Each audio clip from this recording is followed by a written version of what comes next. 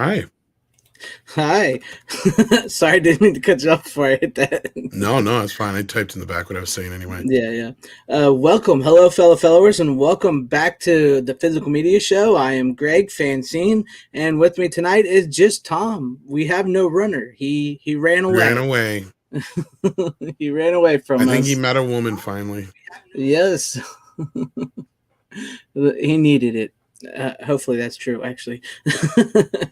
But hello to everybody out there watching and say Or something? man, maybe. I Or mean, we're not man, going to judge. we don't judge here. We don't We don't judge know, here. to be honest with you. I mean,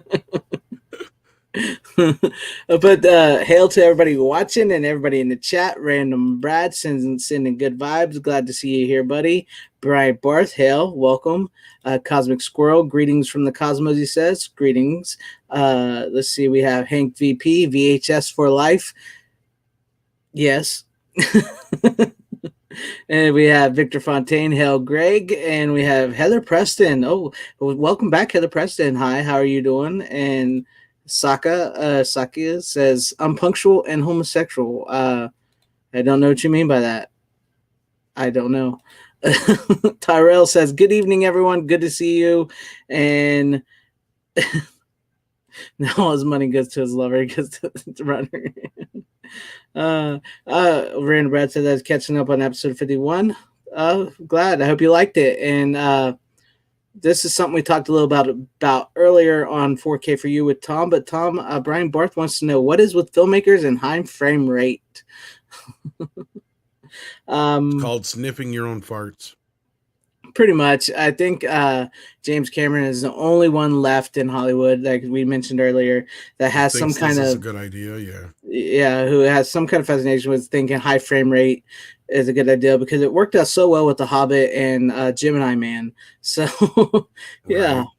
yeah. It's I don't know what his fascination is with that.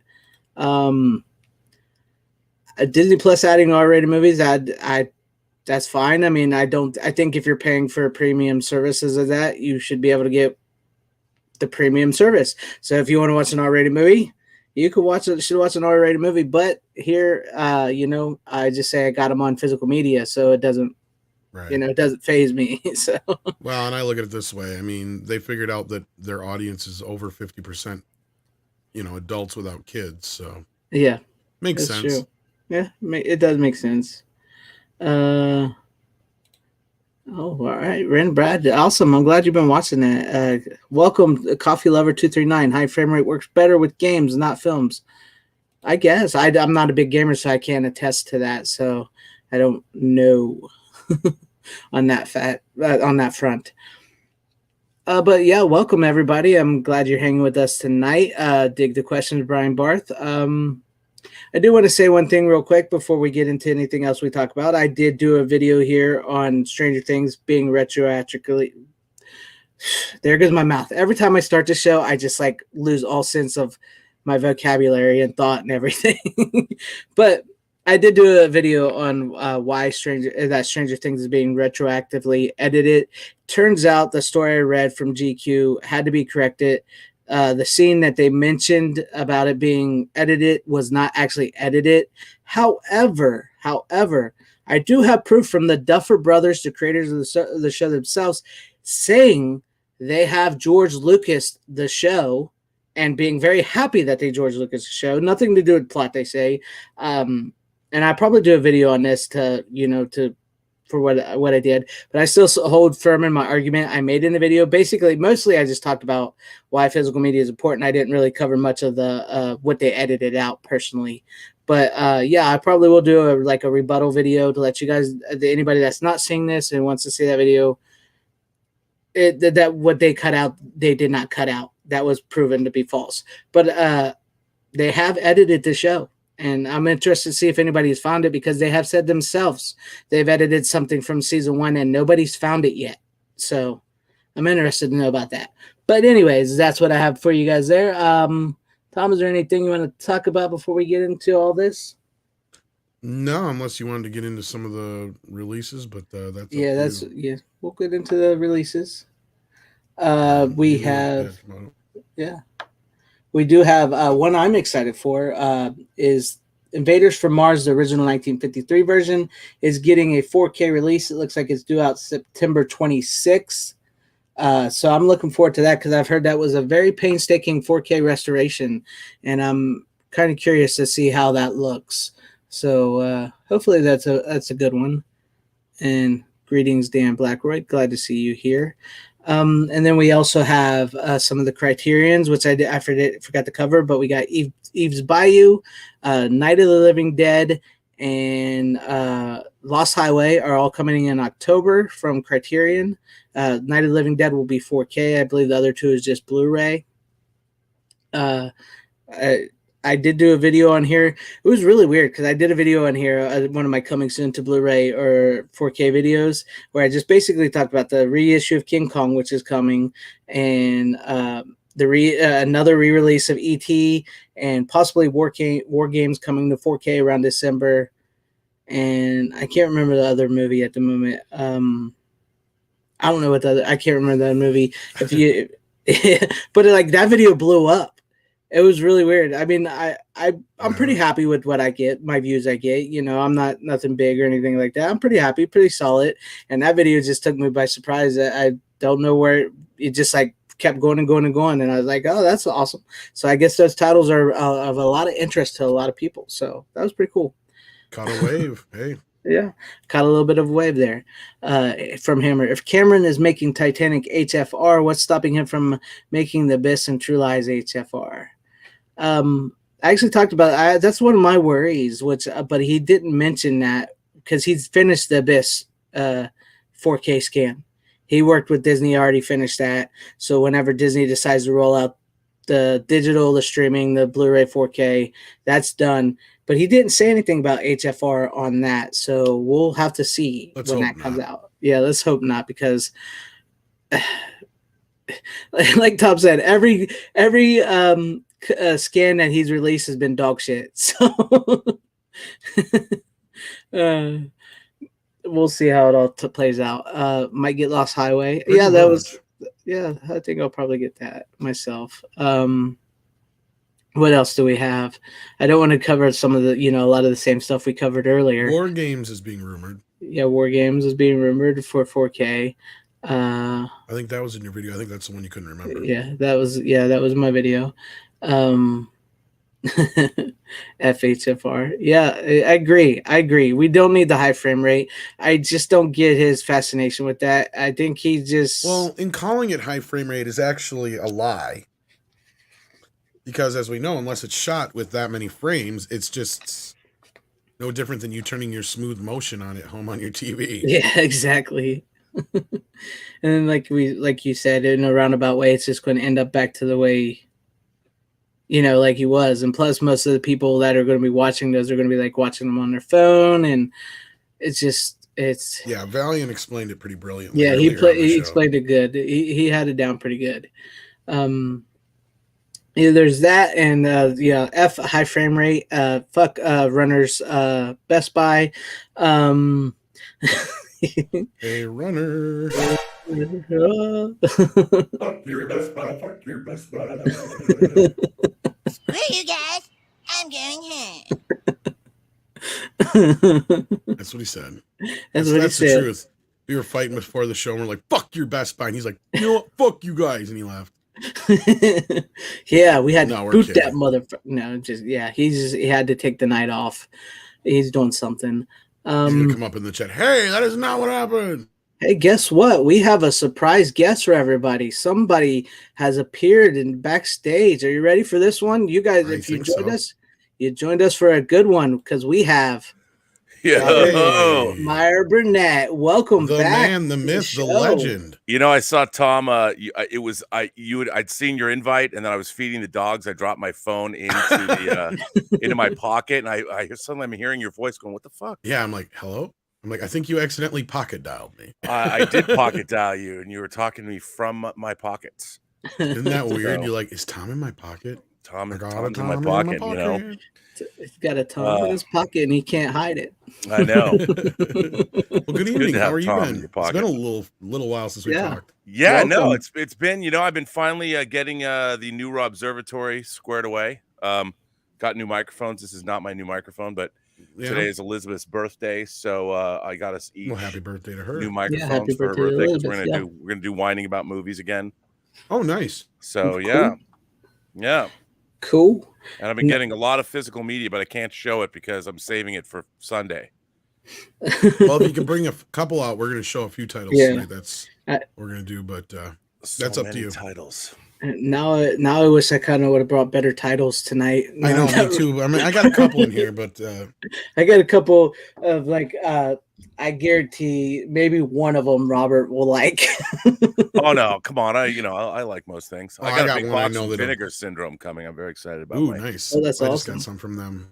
box. In fact, I sent Greg for his Yeah. birthday. I sent him a couple of Yes, and I've been meaning to watch them. I was going to bring them on, but I have to watch them first. So yes. And I got to give a shout out to Dr. Howard Yang, who I missed out on that Thriller: A Cruel Picture box set, but he made sure I didn't. Oh, no miss kidding. out on it. So thank Really? you, Oh, well, Howie. that's awesome. That's Yeah, cool. that's that Yeah, box because that set sold is- out pretty quick. It sold out. I mean, they sold 10,000 copies of that know. bad boy. I don't know if you've ever seen it, but it's I have rough. it. I haven't had a chance to sit down and watch it yet. Though. Oh man, I'm it's familiar with it though. But yeah, So there's two different versions of it, and they're both Right. in that box set. One is the American version; they call her One Eye. Mhm. But I remember when I first got the DVD, I had never seen the original Swedish version of it, okay. and I didn't realize it was full of hardcore pornography. I mean, when they do Really? when they do their rape revenge movies, I was like, whoa, yo, wow. They go all in Sweden. They do. Yes, they do. It's kind of funny. We'll get into something similar to that tonight with one of my picks. So, Nice. but yeah, you actually just popped in right in time. Yeah, we was just going over some of the upcoming releases and then getting ready to show our showcases. Yeah, well, I'll just watch and chime in, and I'll judge you. Sure. Yeah. Works Thank for you, us. Terrell72. Hopefully, we'll get Yes. that out Yes, on 4K. please. I've Next been waiting year for is- that. Next year's the 25th anniversary of the movie. I'd even just like a decent Blu-ray of it, right? Me like, too. Yes, me. I'm Hopefully, we'll interested get to it. see your recut of it as well. Mm-hmm. Yeah, the Ultimate Edition. So It would be the Final Frontier the edition. final cut. Yeah, the Final Frontier cut. The Final That's good. Frontier cut. Yeah, That's what awesome. it'll be. The Final Frontier cut. There you go. I like That's that. cool. I've been waiting for that, man. It's been so Did long you since get- I've actually seen it. Did you get You didn't get Shatner for the commentary, did you? Yeah, Oh, you did? Okay, good. Yeah. I was gonna say, there's what a if you could get Shatner him comment. again? I couldn't He's remember. there's some great Shatner. It'd be really interesting to have him watch the movie again and then do commentary right after. He doesn't like to watch himself, but I think Mhm. he it was funny. His criticism after seeing the movie was, Rob, this is very funny, but it's too long. It's too long.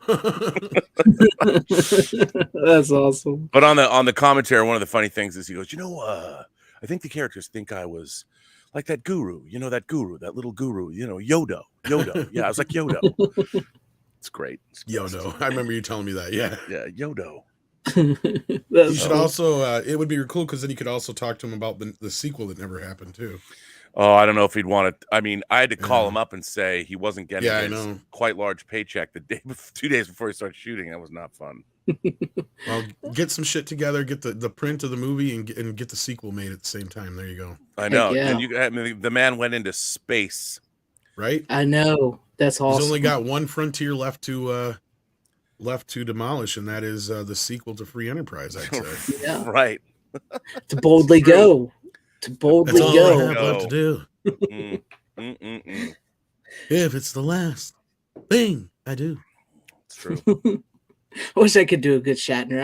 I can't do voices. I wish I It's could. hard because people always want to go too far. Like, and that's the other thing. That's young Shatner, of course. Like, Yeah. but yeah. Shatner now, he's just there. In Yeah. his talks. He's Yeah. just, you got to kind of he's not the old young all over the place Shatner. And that's what everybody wants to do. Brian Barth keeps writing the same Oh, question. yes. I was going to bring that up for you. He Oh. says, for Robert Meyer Burnett, what do you think of directors like Michael Mann and Francis Ford Coppola getting their long-standing movies finally made, Ferrari and Megapolis? Oh, I think it's fantastic. I love the fact that you have these two.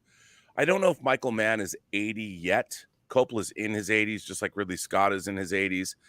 I love the fact that these men are being creative. They haven't stopped being creative. Right. And I think it's great. I mean, will Megalopolis reach the heights of Godfather or The Conversation or Apocalypse Now? I don't know. But I'm certainly willing to find out. So, Well, No, it's but the let's best see. part of it is he's like, I'm spending my kids' money on it, and they're just gonna have to deal with the fallout when I'm gone. I mean, I've never understood this idea. I mean, I'm getting old. And it's funny, a lot of people, like, I don't ever plan on I don't want to stop working ever. Right. You know, we've got the 3rd season of Dota Dragon's Blood coming out on Netflix on what, the 11th of August. Nice. You know, and I'm working on actually another feature right now that I'm editing. We're Awesome. sort of resurrecting this feature. It's called The White Devils. Pretty interesting. And Interesting. you know, Yeah. we just keep working. If you need a trailer voice, Yeah. yeah, That's very funny. You might. I did. in a world where no worlds exist. Yeah. He does a good one. I used him for one of my videos to do a trailer. It was It's good. all over. Just when Okay. yeah. It's funny. I just got more shelves for my physical media. I needed more shelves. Speaking That's of what I trailer need. voices, I got a couple movies tonight that are famous for their trailer voices. No, nice. Percy was in one of them. Percy Rodriguez, Yeah. who did the voice for the trailer for Jaws. Oh, it's interesting you say that. Hmm. Is It's Well, it? like you- man created a machine, gave it teeth, and called it Jaws. That Percy Rodriguez was Commodore Stone in the Star Trek episode Court Martial. Oh, he's for the got a first great season. fucking voice. And you know, it was I believe I want to say he was Canadian, but you know, it's another thing that people are always talking about, you know, inclusion and all that. But Percy Rodriguez they always cast, well, not always, but it was really interesting even when I was a kid to see, you know, a Commodore of a starbase, and he was a black man. Right? Nobody even mentioned it. Just and, when you you know, thought it was safe to go back in the water. As soon as you heard his voice, you're like, yep, that guy's a Commodore.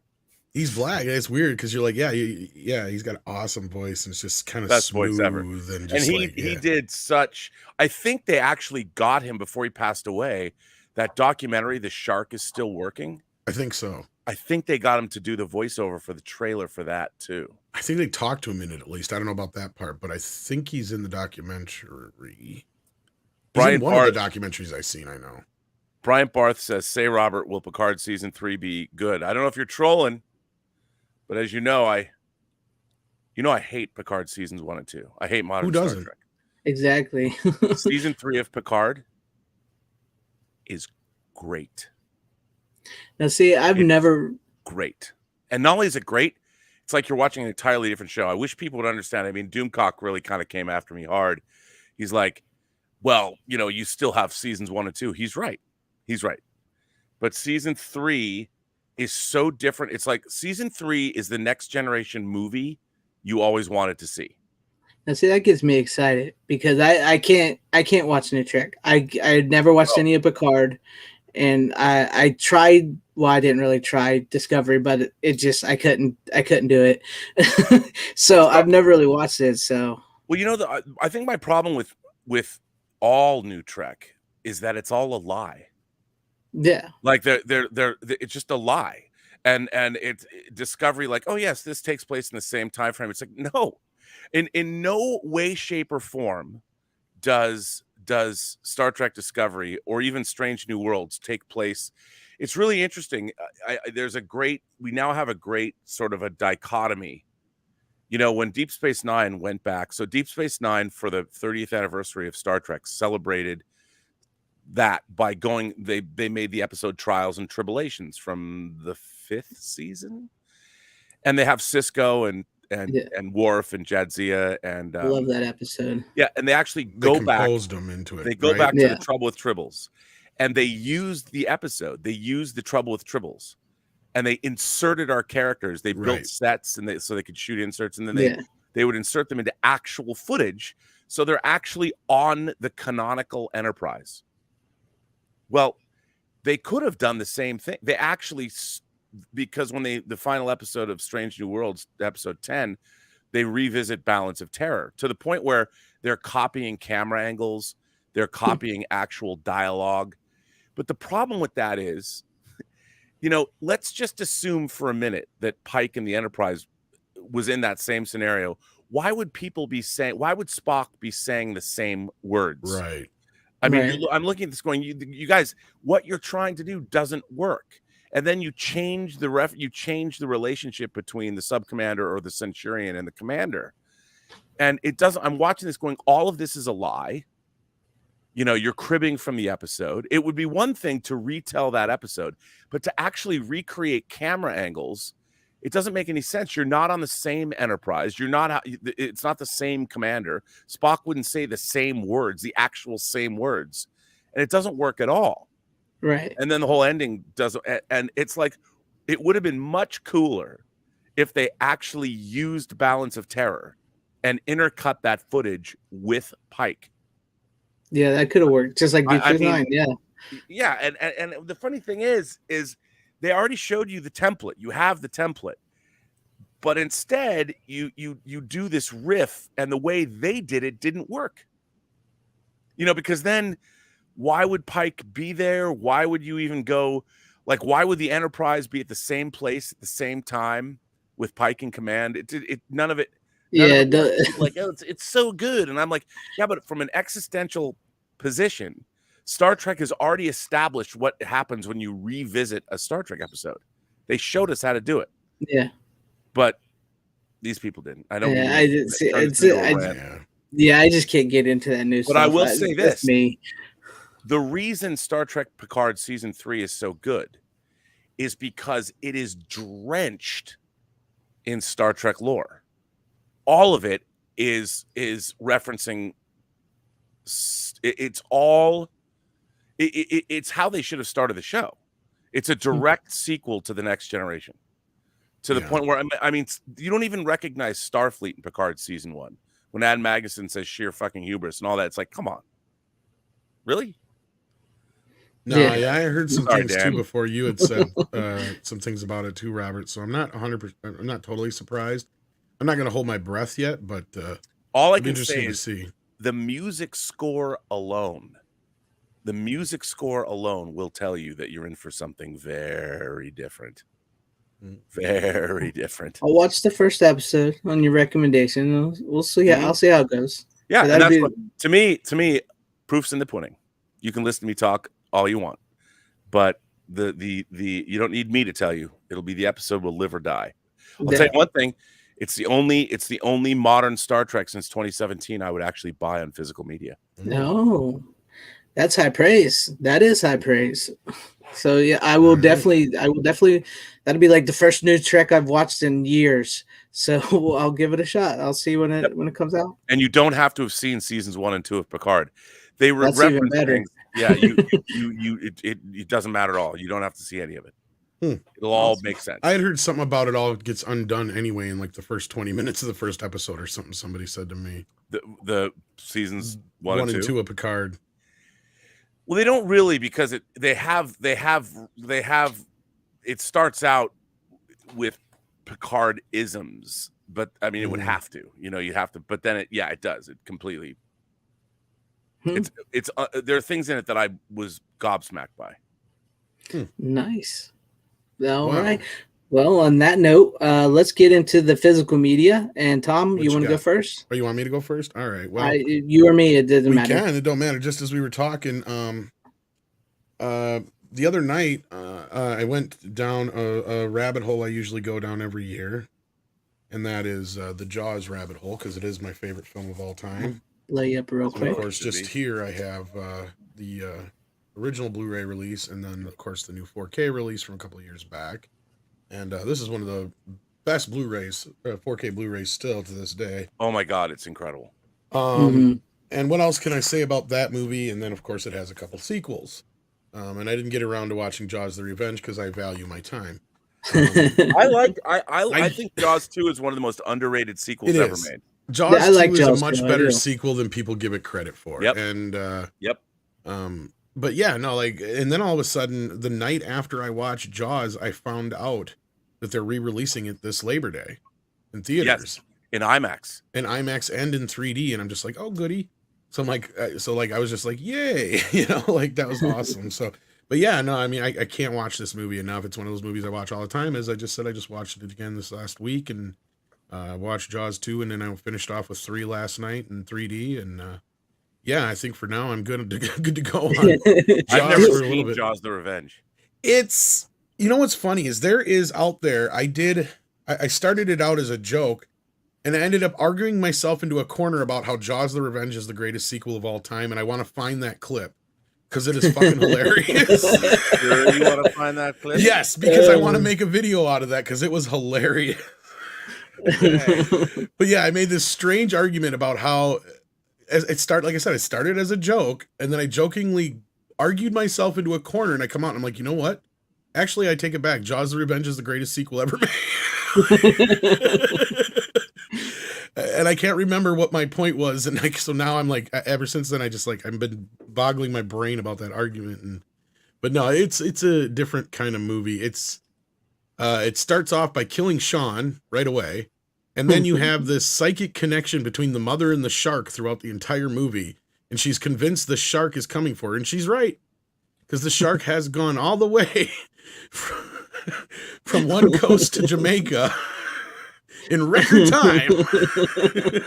And it's going after the Brody family. It's 100%. As one does, It's taking revenge. And I think it all boiled down to like the fact that the first movie like was responsible for the killing of most sharks in the world. So like I had this like theory in my head or whatever it was I went with, that this is totally logical for the shark to do this because these are the people that are responsible. Oh, yeah. So anyway, I don't remember the whole argument, but no, yeah, but I can't imagine the first time you saw Jaws, Robert. I saw it first run in the theater. That's what I figured. I Yeah, was 8. That's awesome. Yeah, I was 8 years old, and it was the second, if memory serves, it was the second PG movie I ever saw in a theater. And I'm like, when Ben Gardner's head comes out of the boat, I'm like, PG movies are great. Because the first PG movie I saw was like The Land That Time Forgot with Doug McClure and dinosaurs, and it was not great. Well, you know how Spielberg got the PG on that, not the R? Is he argued that it was the shark doing the killing and not the people. Right. So the MPAA let it go because it was a natural occurrence in. That's a brilliant. Argument, because what are they going to say? It's a brilliant. Yeah, argument. they really had no argument towards him, so they gave him the PG. All he had to do was cut like 30 seconds, I think, of footage out, and that was it. God bless that man. God bless him. This is a really great movie, and like we talked about earlier, it's kind of weird that they're releasing it on Labor Day, but 4th of July. But I guess because of like all the other movies that came out around that time, maybe they didn't want to compete with it.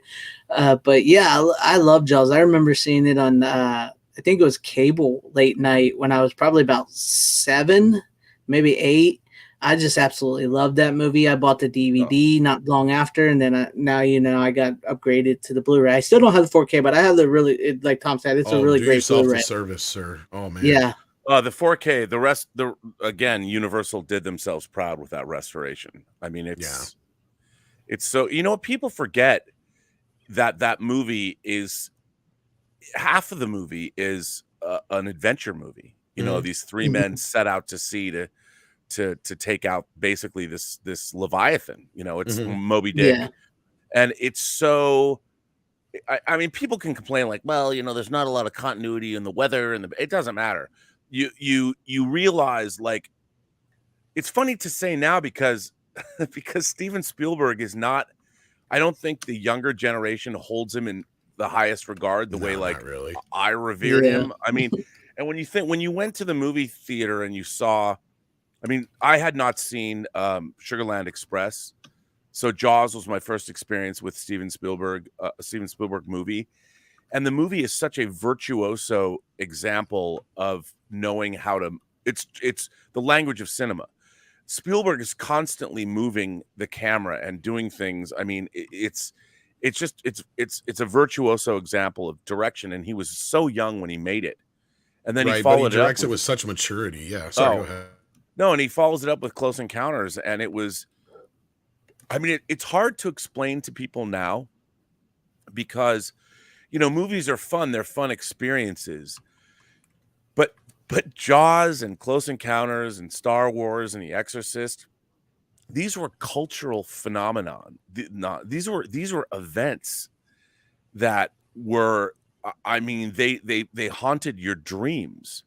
And Spielberg, he stayed on that route all the way. I mean, you had Raiders.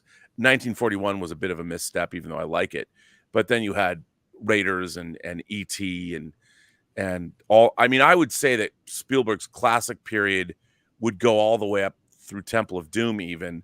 And then he started. He had done that. I mean, he spent 9 years and gave us these great movies, and then 85 brought us Color Purple, and then Empire of the Sun, and he started to change it up, and which I think any great filmmaker needs to do. But it's hard to explain to people just how, like, even E.T. I mean, I remember seeing E.T. and it was astonishing. It was every childhood dream I ever had. Getting your own alien, and it's beautifully made. And you look at it now, and there's nobody that can even come close to what Spielberg could do as a director working today. We have very few directors. I mean, we've still got the David Finchers, and we've still got Martin Scorsese, all the grand masters that are still working, but there's nobody now who knows how to make movies like Spielberg did. I agree. In terms of staging shot compositions. That's true.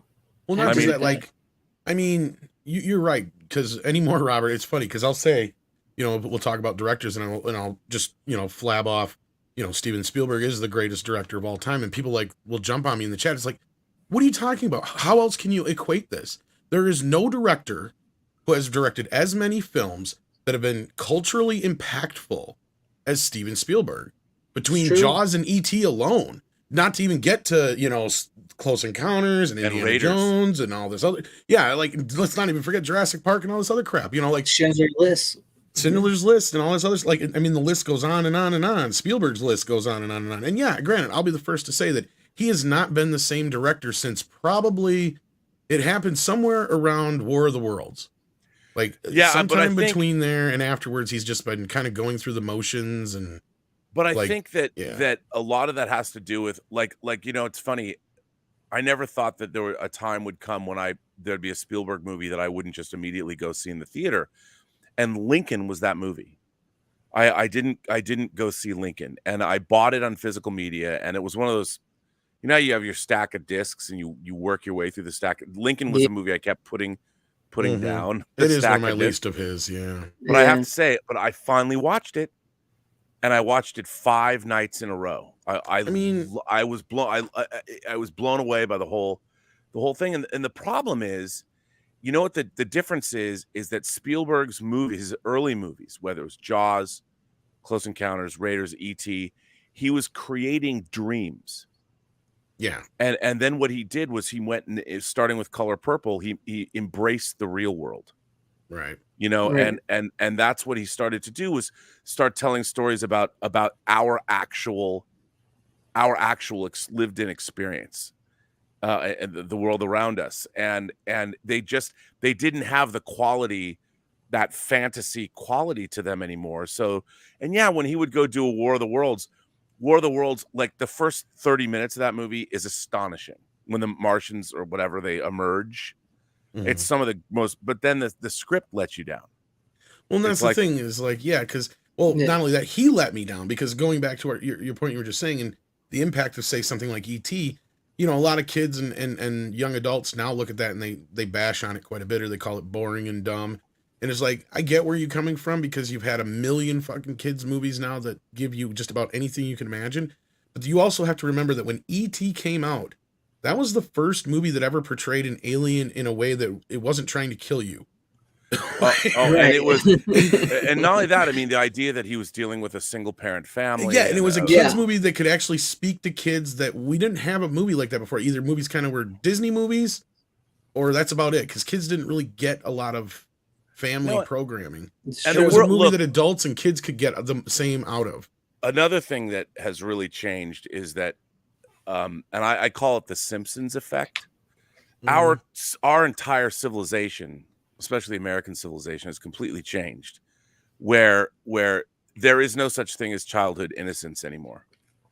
And ET was a representation of, and maybe there was never childhood innocence, but now the Simpsons made Bart Simpson the smartest guy on the show. His parents, Homer Simpson, was an idiot.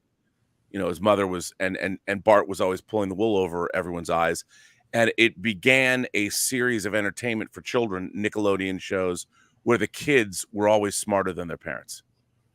And Right. which was a really weird direction to go, because when I was a kid, I was watching like Leave It to Beaver, you know, and Leave It to Beaver and Eddie Haskell and Wally, they'd always get in trouble and the parents would bail them out. The parents were smarter than kids. And kids, like if they did something bad, like the Brady Bunch, if the kids did something bad and Mike came home and the father there would be a reckoning. What happened in, I think, in the 90s, and I do think it really began with the Simpsons, is that kids were now smarter and cooler than their parents. I mean, And it used to be if kids were, it was the counterculture, you know, it was the hippies or whatever they were. And I think that the thing is, when you go back and you watch ET, there is an innocence about it and a purity of heart. Even kids today are so cynical and so hipper than thou, and so we now live in a culture of cool, where everybody is cool and hip and funny and awesome. And Spielberg's films, especially E.T., that's kind of a demarcation point. And I don't think it's possible and that's what happens in culture. Culture moves on and changes. And that's why I always say pop culture has a half-life of like 20 years. in a way, I mean, I get what you're saying with Bart Simpson, but I'd almost argue it maybe came in before that, and he might be partially to blame, because there you go. Goonies kind of did that. Goonies was one of the first movies I remember seeing where the kids were smarter than the adults, and they saved the day. Well, yeah, that's true. I would say that Goonies, the thing Monster is, Squad. Goonies was not really portrayed as real life either. It was still a fantasy. True. So it was still, you know, pirate ships and Chunk and Even though all that was a Donner directed, but Spielberg did he produced it. come up with. I think he also came up. No, Chris Columbus wrote it, but I can't remember Yeah, if he came but up it with was part still, of I the mean, story or not. But yeah, it was not set in, and even the bumbling adult criminals, yeah. it was a childhood fantasy, you know, whereas E.T. was set in the quote unquote real world. Well, then, but to get back on how he let me down, though, is he said in an interview he would never make a movie where the aliens were the bad guys. And then he turns around and does War of the Worlds. And I'm like, that's my problem with that movie and a lot of movies after that, is a lot of those movies anybody could have directed, not just Spielberg, right? Like, that's my bigger problem. Even movies that I love of his in that post-era, like Catch Me If You Can, which is probably my favorite of that post-era, that feels more like a Robert Zemeckis film than it does a Spielberg movie. Right, but it's still a great movie. Oh, absolutely is. But it's like, I don't see Spielberg here. I see Spielberg trying to be Robert Zemeckis. But but again, it's but he's doing like, I look at movies like Catch Me If You Can and Bridge of Spies, you know, Spielberg. That's another one that just about anybody could have directed too. Yeah, sorry. And those movies are, you know, they're set in the real world based on real events. And the thing is, he still brings his acumen to it. But again, you know, artists change as they get older, and Spielberg, you know, he still can make great movies, but they're not life and death anymore for him. Yeah, they don't feel that special Spielbergian-ness anymore. Well, moving on from there, I had Jaws 2, of course, which we did say is one of the more underrated sequels, and people forget that it was the first movie to actually have the number 2 in the title. Oh, not really? Roman numerals. Yeah. Because, by the way, you know, sequels, what people forget is that sequels weren't really, they weren't a big deal. I mean, when they made Godfather 2, but sequels were never something. I mean, Rocky 2 and Jaws 2 were two movies that like you said, had numerals in the titles, and they sort of proved the viability of sequels, which was interesting. Yeah. Well, like Rocky 2 still had the Roman numeral, and like Godfather Part 2 also had the Roman numeral. But Jaws 2 is the first time where they actually just had the number 2. Yeah. And still, and one of the greatest taglines ever. Exactly. Just when you thought it was safe to go back in the run. There's Percy So again.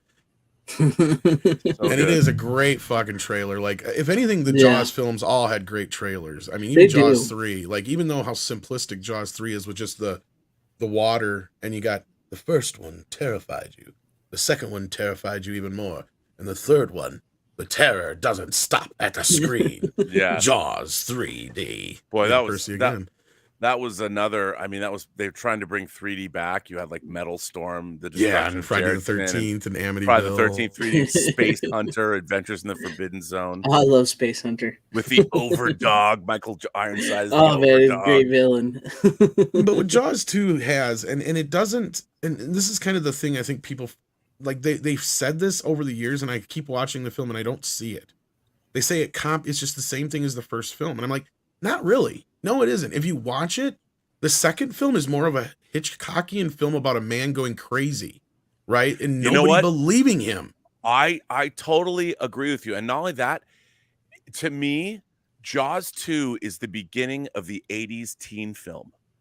You're Yeah. right. Yes, it has Because that feel of it. Yes, it's like the got- Friday the there- 13th, all that it- stuff. Yes. It's got the cruising, you know, it's got Yeah, that's what I was going to bring it's up. got the American Graffiti cruising, but instead of cars, they've got their catamarans. Yeah, I And that think was that- exactly the inspiration for it. Too. Yeah, It's that's funny what you I say. mentioned Didn't that, I saw somewhere where Carl like, they're, like, Gottlieb said, he goes, American "Why- I wonder if we inspired can do something like American Graffiti, but with Yep. boats." that. And Yeah. and it also has, I have to say, I think somebody in the chat, there's something popped up that said about the acting in the film. The Oh, yeah. acting in Jaws 2 is really good. Those young actors, actually, most of them went on to great careers. Fucking great. Like Keith Gordon, you know, he went on, he was in All That Jazz after that. He Yeah. played the young Joe Gideon, but then he went on, became then, a director. He worked with De Palma and Dressed trying to remember the chick Kill that plays Annie, because she went on to a lot of stuff too. And then there's a few other ones that, yeah, a lot of those kids went on to fairly decent careers. Yeah. It is a really great sequel, and it's one of the ones that it still holds up to when you go back for the rewatch. And it doesn't get enough credit for the effects, right? Like, because Jeannot Shorts really used that shark to its full advantage. Like, he got every little bit he could out of that to make it look good. And it does. You know, the water skiing sequence is fucking great. Oh, it's phenomenal. yeah. That's another one that I feel like is pulled right out of Hitchcock, right? And another Like, thing about you Jaws just 2 get that that- you can't forget is John Williams' score. There's not a lot of it, but it's awesome. You know what's funny? You mentioned that because I've argued many times over that his score for Jaws 2 is superior to his score for Jaws 1. Well, it doesn't have the uniqueness of the It has- theme, but that opening, like it was funny because in the wake of Star Wars, I started collecting soundtrack albums when I was a kid. That's all I used to listen to, and the opening, the Orca, the name of that piece the Orca is the theme is where it has the amazing. harp, you know, the broom, I love that. Oh, yeah. and you know, and Yeah. the divers are going down, and what a great way to open the movie. Canonically correct. You get when the they find Amity a wrecked theme in there. orca. Yeah. Yeah. And And then it slowly goes into the bass, and then all of a sudden it just stops, and you get the boom. Dude, it's so good. It's it is. amazing. And that Freaking- score is so good. And you know, and then also there's some joyous tracks, you know, when they're all the sailboats are going out. Well, yeah, because he It's kind of great. repurposed the Orca theme from when they were, you know, in the first film. He kind of did a newer iteration of it here for the kids, and that's what I'm saying. The music he does, I compare it to like what he did with, you know, Star Wars is amazing, but the score he did for Empire is infinitely better because not only he took everything he had before, plus added all this new shit. Well, right? I don't know if it's infinitely better. I It's don't know. You good. got the Imperial March, you got the Force theme, you got all this great stuff. You that's got not in the the first film, but asteroid feel, but you Yeah. know what? The score for Star Wars is oh, it's great, but that's what I'm saying is you still get the original score, right? And that's the same thing here with Jaws, is you still get the original elements of that original score, but you get more. By the right? way, like that's to me where it's different. Yeah. in a self-serving way, Indie Phantom, who's in the chat, says he loves Femme Fatales and he purchased both seasons on DVD. Yeah. Oh yeah. Thank you for that. I directed 5 episodes of that Do show. you get some although- kickback for that anymore? No. Although I really wish they went with my original incarnation of But- Libra, the superhero episode. I thought they messed that up. Oh, I like God, this. the They took Snyder it away cut. from me and tried to turn it into a backdoor. I edited all my own episodes. They tried to Nice. turn that episode into a backdoor pilot, and they made it like dumb. But it's Didn't work out for anybody. I like no, it didn't. what Indy Phantom says here. Cruel Cruel Jaws is the Jaws. best Jaws sequel, in my opinion. The That is Snyder one of the cut. that is a famous movie here on Physical Media Night. It is. It is. As I went through that sucker. That's got Hulk Hogan versus a shark. Yeah. Yeah, shark movies have been forever tainted by Sharknado. Yeah. Well, this is Cruel. Have you ever heard of Cruel Jaws? Oh, yes. I was gonna say you should know about Cruel Jaws. Mhm. But yeah, I don't know if there's much more we can say about Jaws 2. If you guys want to move on to Jaws 3, so we can keep moving along. Yeah, but yeah. that's up to Go you. ahead. Let's move on. I don't know if there was any more things you Really had to say about bad Jaws visual 2. effects in Jaws 3. Okay, Jaws 3 is a whole nother animal, right? Like, I am one of the few people who will defend that movie quite a bit because I feel like the story is good. I think they had the right idea, but Robert, you're correct. The fact that they went 3D got in the way of some of the special effects. And even in 3D, they don't quite work, but they work better than they do in 2D, right? Like, so there is that trade-off, but it is one of those things where I still would have loved to have seen like Jaws 3 People Zero as horror Mike Yeah, brought up Jaws in the 3 chat. People Zero. That would have been an interesting sequel, but no, I kind of like this because it has a Jurassic Park vibe to it. You know, you got the whole SeaWorld thing. It takes it out of Amity. It's not this, again, a different kind of story. I like the whole idea of the baby shark. And I love that, the mother gets in the park. She has the baby in the park, and that whole bit there. The cast is great. I mean, what can you say about the cast? But I know it's one of those horribly bad movies that most people hate. But to me, it was growing up one of those movies that I just enjoyed as a kid quite often. Like every time it was on, I remember watching it. And Well, it does have a if you disassociate yourself from the fact that you had Jaws 1 and Jaws 2, right. it's a totally different movie, and I think it can be enjoyed. Like I used to love the Corman movie Humanoids from the Deep. With James Horner's score, Doug McClure. It's about these mutant creatures that rape women and they come. There's It's another one I gotta Humanoids from buy. the Deep. Humanoids from the Deep fucking rules. I If love you- that movie. You're right. That's it's- up my alley there. I mean, you literally, it's a little politically incorrect because you actually have these mutant sea monsters literally in one of the opening scenes. I mean, raping women. I mean, Yeah. that's what they want, to procreate. And it's pretty great. But Jaws 2, and Jaws 3 kind of, I like Jaws 3 I like Jaws 3 in the sense that it has like a Humanoids from the Deep quality to it, and that it has nothing to do with mutant sea creatures, but you can enjoy the scenario of it all, like this water park and the shark, and it's a monster movie in its own right. And if it has nothing really, if aside from the familial connection, it's just it's a fun romp. Yeah. And Robert just With cost me bad $20 effects. How did I? You've cost you never 20 seen bucks? Humanoids from Deep? because this happens on this show. I buy more movies when I'm on Yeah. this show. Oh, I just bought Humanoids from the Deep. Did you get That's a the great steelbook? Did love you buy it, the man. steelbook? No, I didn't see the steelbook, but it was $20 for the 30th got- anniversary. I know it's like Robert says, edition. not politically correct, but it's got great boobs in it. Well, that's just It's you're, Oh, telling, no, you're it's- saying that yeah. like it's a bad thing. That's a selling point for me. I know, no. I know, but some people out there, I don't want to offend anybody. But it's pretty hardcore too. Like yeah, like, it gets rough. which I love. I mean, it's so. I mean, now it's funny because so much horror is elevated, quote unquote elevated. But Yeah. but like, there's no erotic thrillers anymore, and there's a very little eroticism in our horror. It's true. And because there's no more exploitation. Like apparently, we live in a world now where everybody's supposed to be respectful, and then pretend we don't go to OnlyFans. Yeah. Such a Or weird Pornhub or whatever. yeah, we live in such a weird world. Let's just pretend that we're not human beings. We'll just pretend.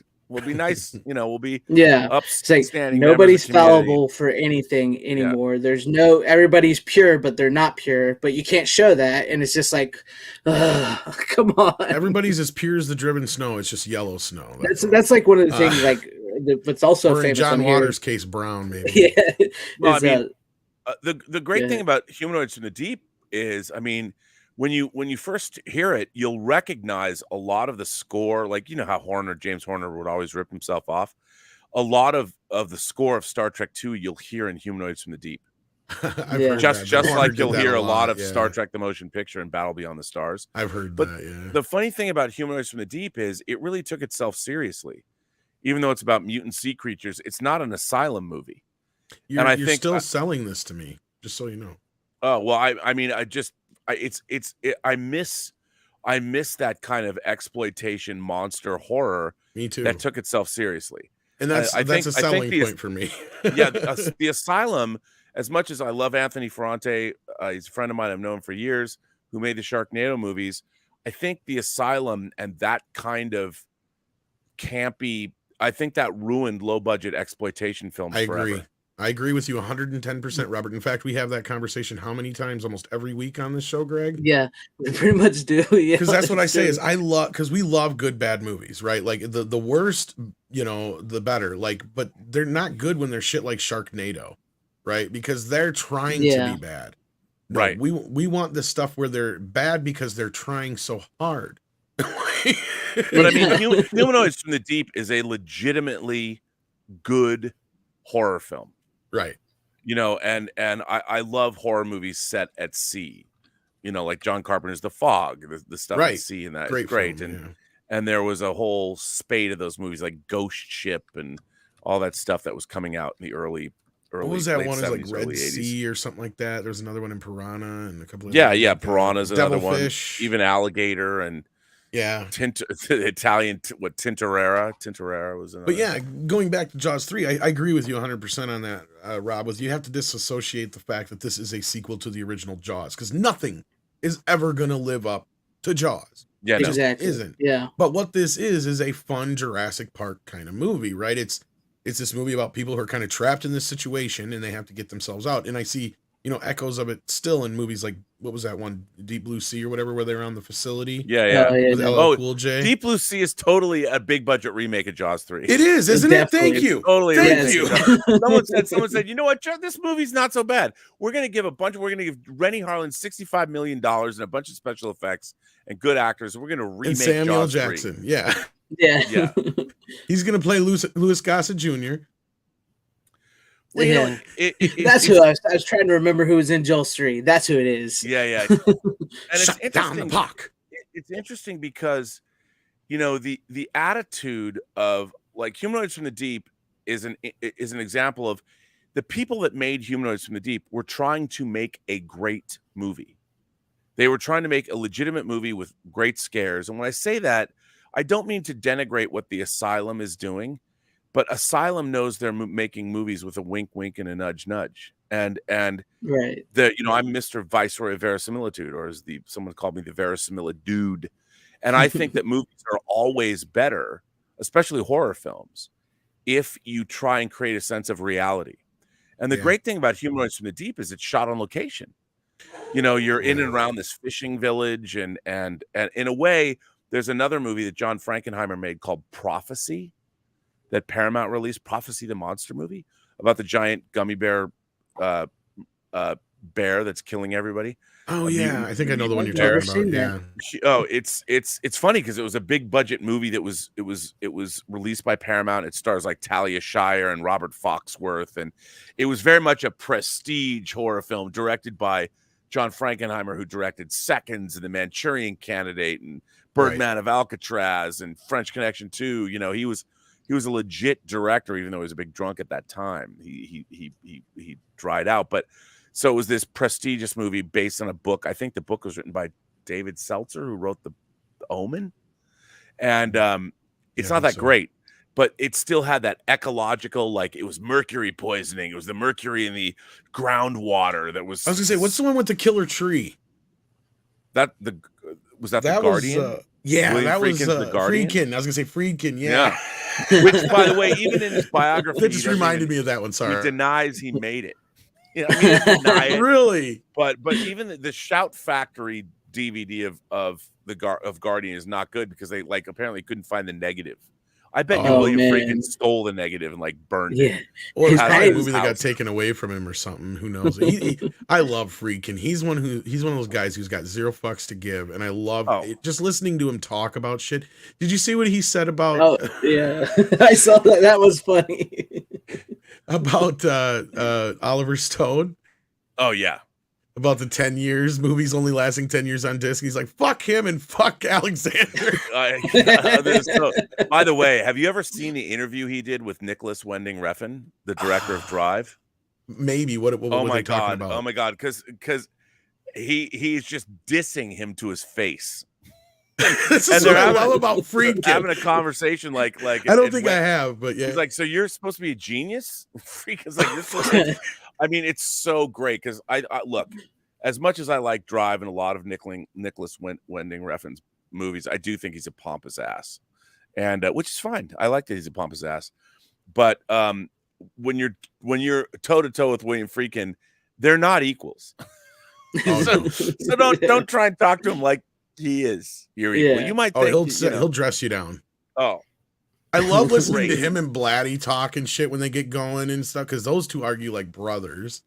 And then Friedkin's amazing. I'm gonna have to check out that interview you're talking about because I think it's online. Just look it up, like Nicholas Winding Refn and Friedkin. It's fucking great. Friedkin's amazing. Like we just don't have filmmakers like that anymore. No. I mean, all these filmmakers, and nowadays, you make your one movie, you make your one A24 horror movie.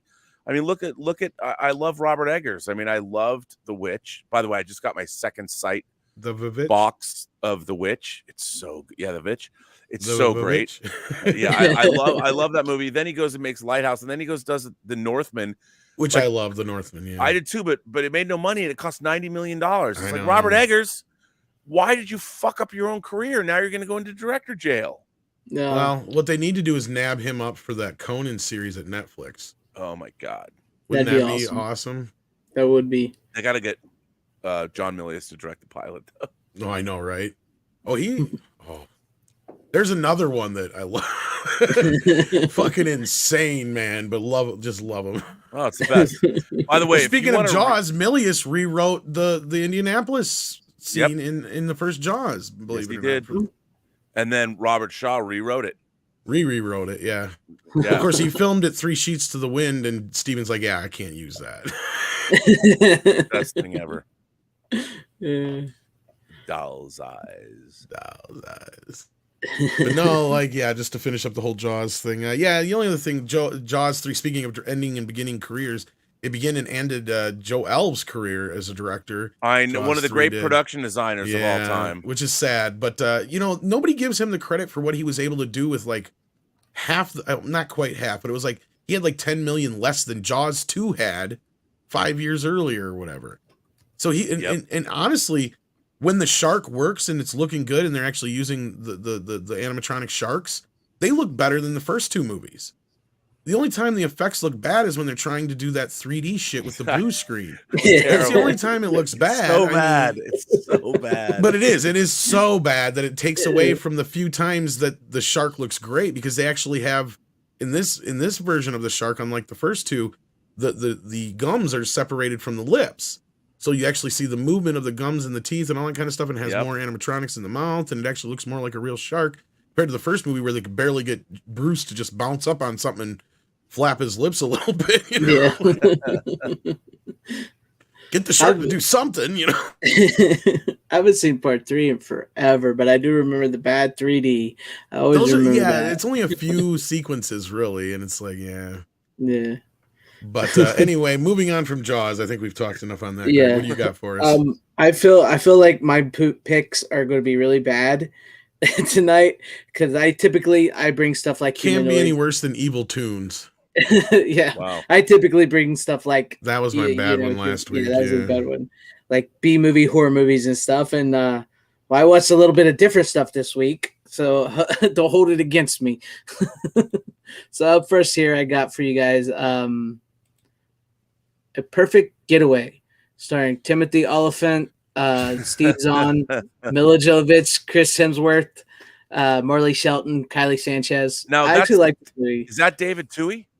Yes. Yeah, it's David Toohey who directed that. Yes, he David did. Toohey. He of Riddick. He of Pitch Black, he did the Chronicles of Riddick and Riddick. He also made a submarine movie that is fucking awesome. He also wrote like Warlock with Julian Sands, Oh yeah, that's a good one. and he made not Arrival, but The Arrival with Charlie Sheen as Zane Zeminski Oh yeah, I know that and one. Ron Yeah, Silver. That movie rules. yeah.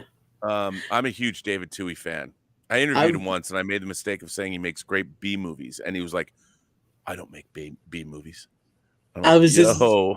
I was just about to say that this was kind of like a modern B movie.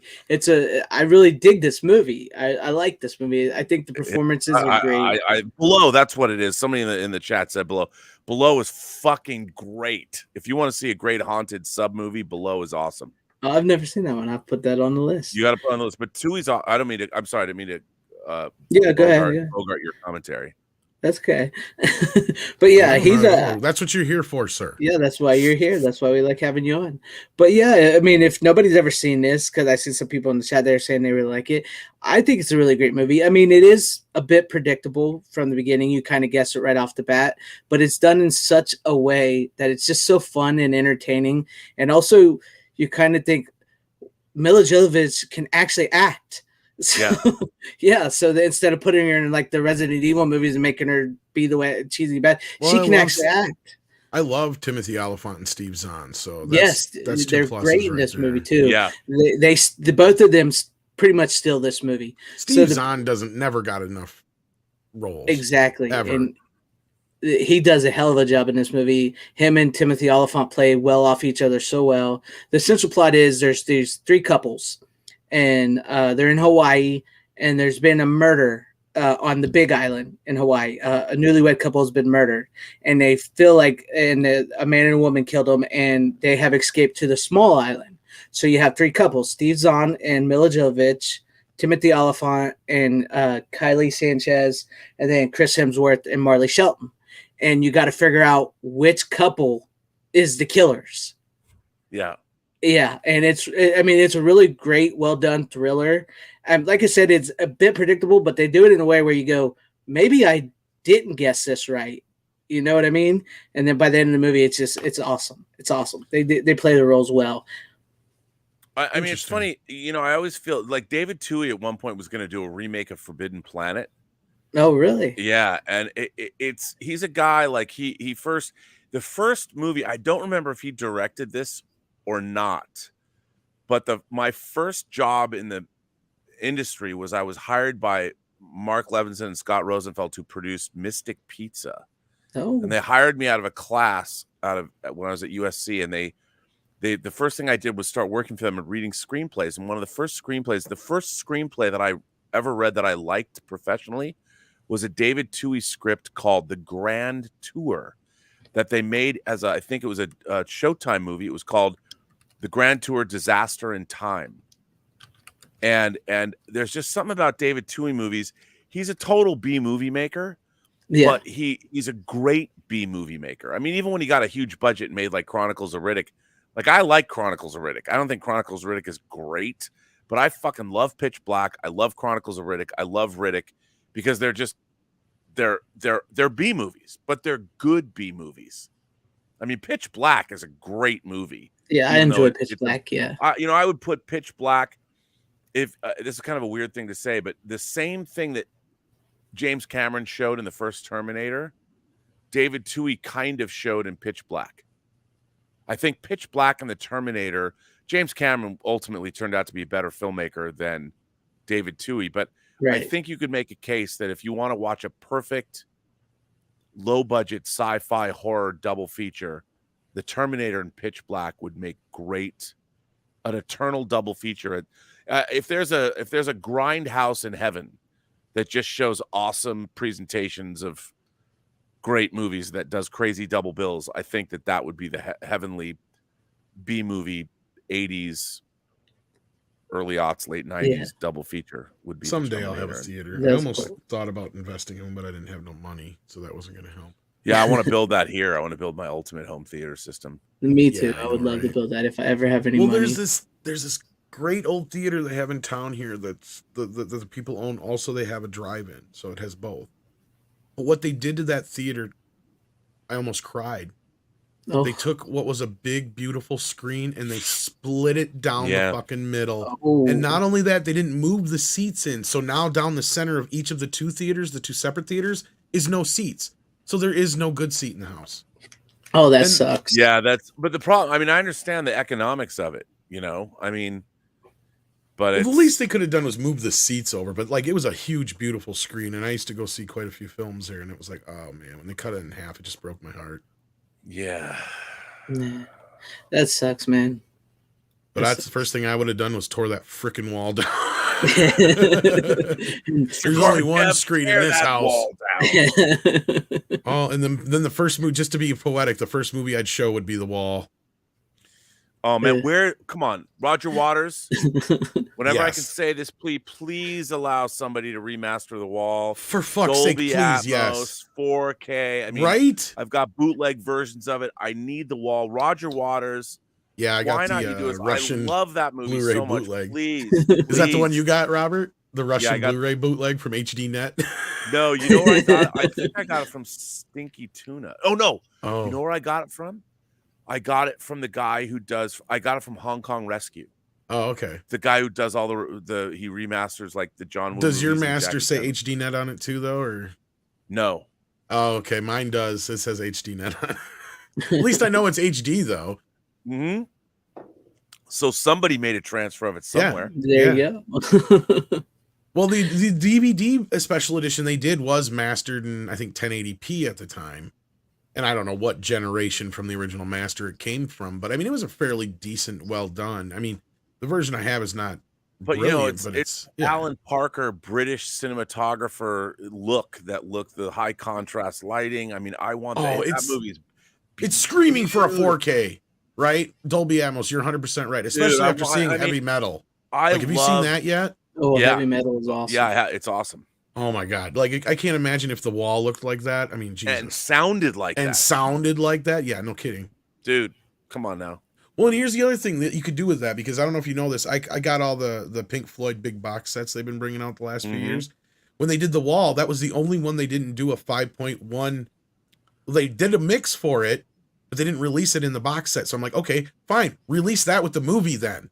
That's all Roger Waters, man. I know, All right? him. I'm like, just do it. Just do it that way. It's You know, like put your madness aside. I understand you and David Gilmour want to kill each other or whatever. I don't care. I just want what I want. Why give it to me, Raj? Come on, buddy. That's the only one they didn't do the 5.1 mix on, and that's the one, of course, you want more than any of them, of course, outside of maybe Dark Side, right? But like, yeah. And they didn't even put the quad mix on there either.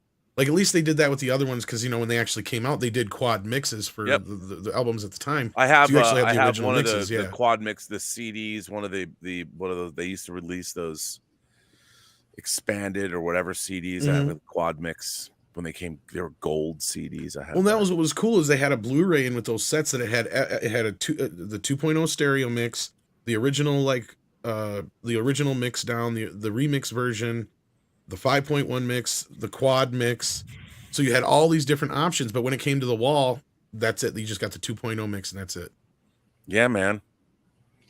That blows. Like, what kind of crap is that? I mean, they at least gave us the concert footage in HD. That was a plus, but outside of that, it was like, I know, man.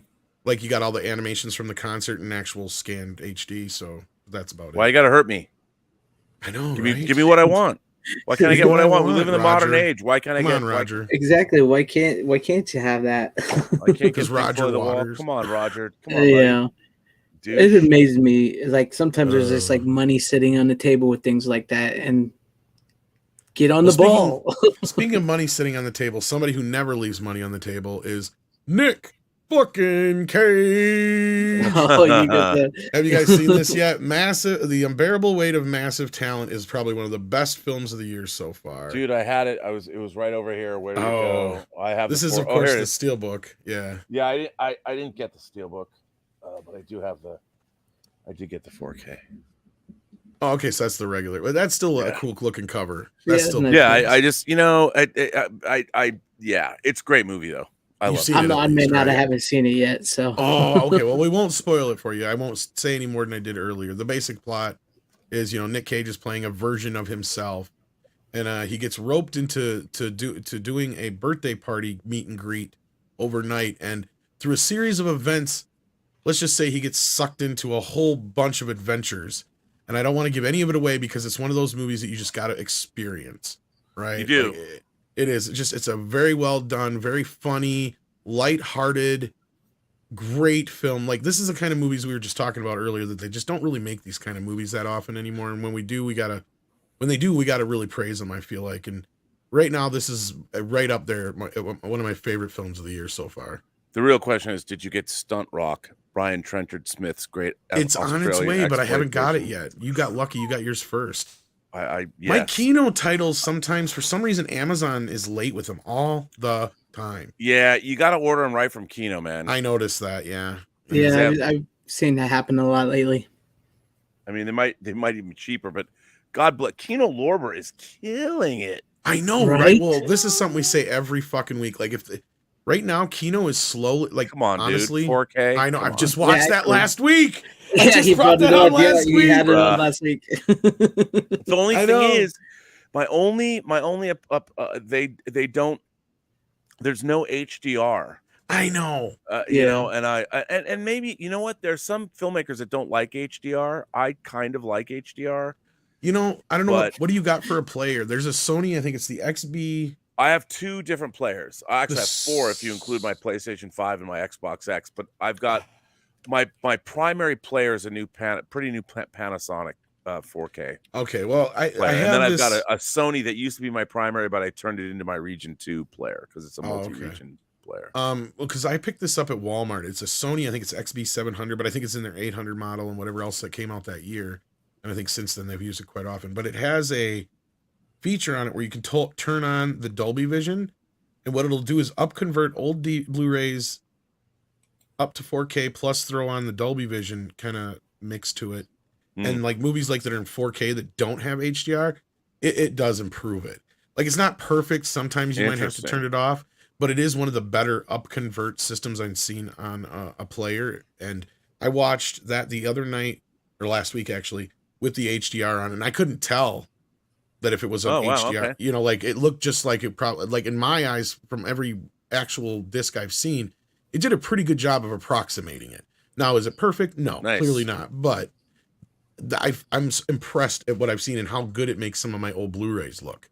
Because That's there's good. some Blu-rays that I've had that are damn near unwatchable, it feels like, compared to what I've seen when I flip that on, and it makes a world of difference. Sometimes you'll get some weird artifacting though, so you might have to flip it off. But other than that, Yeah, I've to had me, I'm a purist, but I just want to see the best version of the movie possible. Well, to me, what it does is, you know, for the Blu-rays, I'm picking and choosy, right? But what it really does is it helps the 4Ks where they don't do the HDR.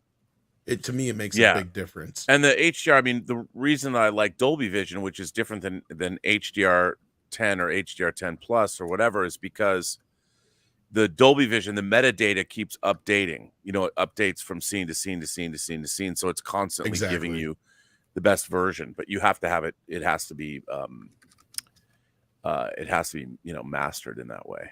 But no, I actually I can't recommend that enough for even if it's just for watching movies like that on. Because the first movie I watched on it like that I had that was HDR only was the original 4K release of Texas Chainsaw Massacre. And in fact, I'll be honest with you, this is kind of a preview for an upcoming physical media, Greg. Ooh, I'd almost interesting. argue in some scenes that my experience with the faux Dolby Atmos or Dolby Vision, sorry, was better than the new version I just got from Germany where they actually did the HDR grading. Well, it really also depends on who's doing the grading. Yeah. So like, yeah.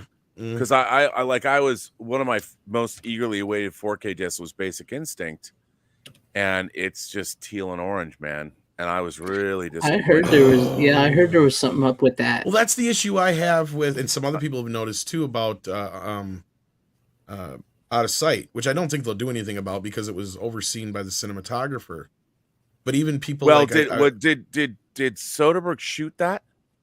You know, because Soderbergh is his own cinematographer, but I don't know. No, he wasn't the cinematographer then, because that's not who oversaw the yeah, final because thing.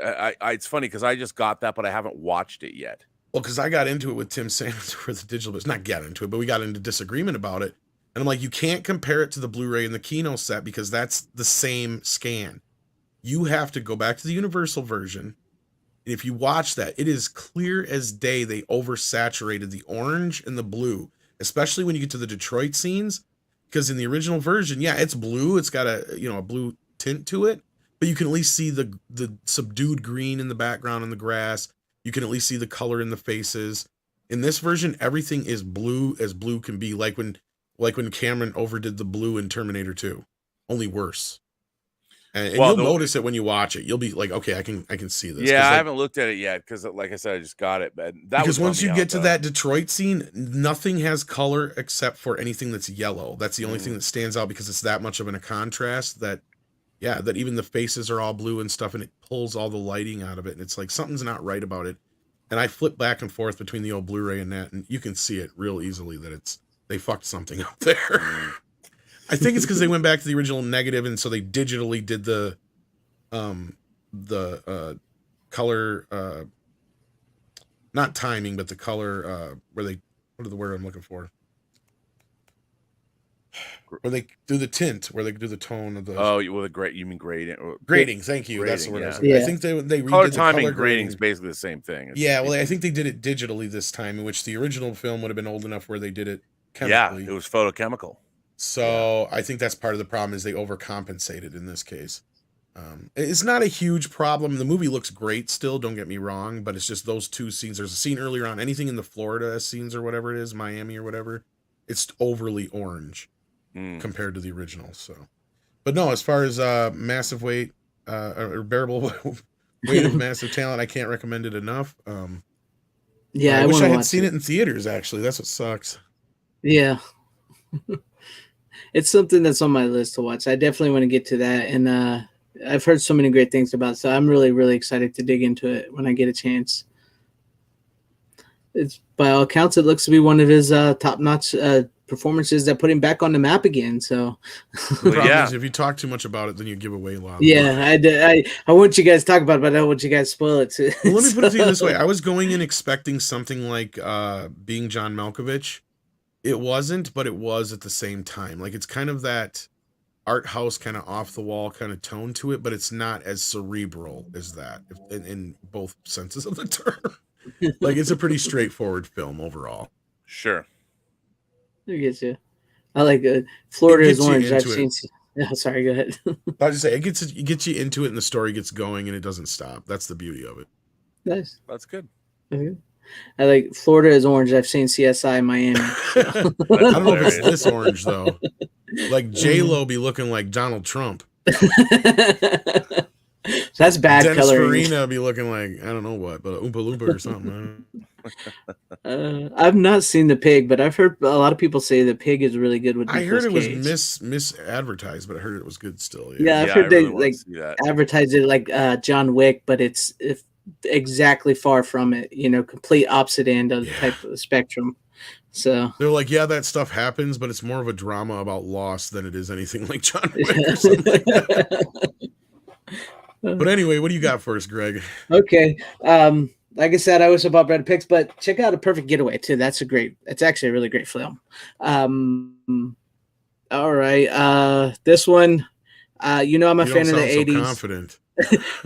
Well, the second one, like I said, I wish I brought better titles because you have so much better titles than me, and plus we got Robert tonight, so I'm like, why didn't I bring better titles? But this is what I watched this week. So I got Take Me Home Tonight with Topher Grace and Anna Faris and Dan Fogler. I vaguely remember seeing that. Well, I just admire that you bought that.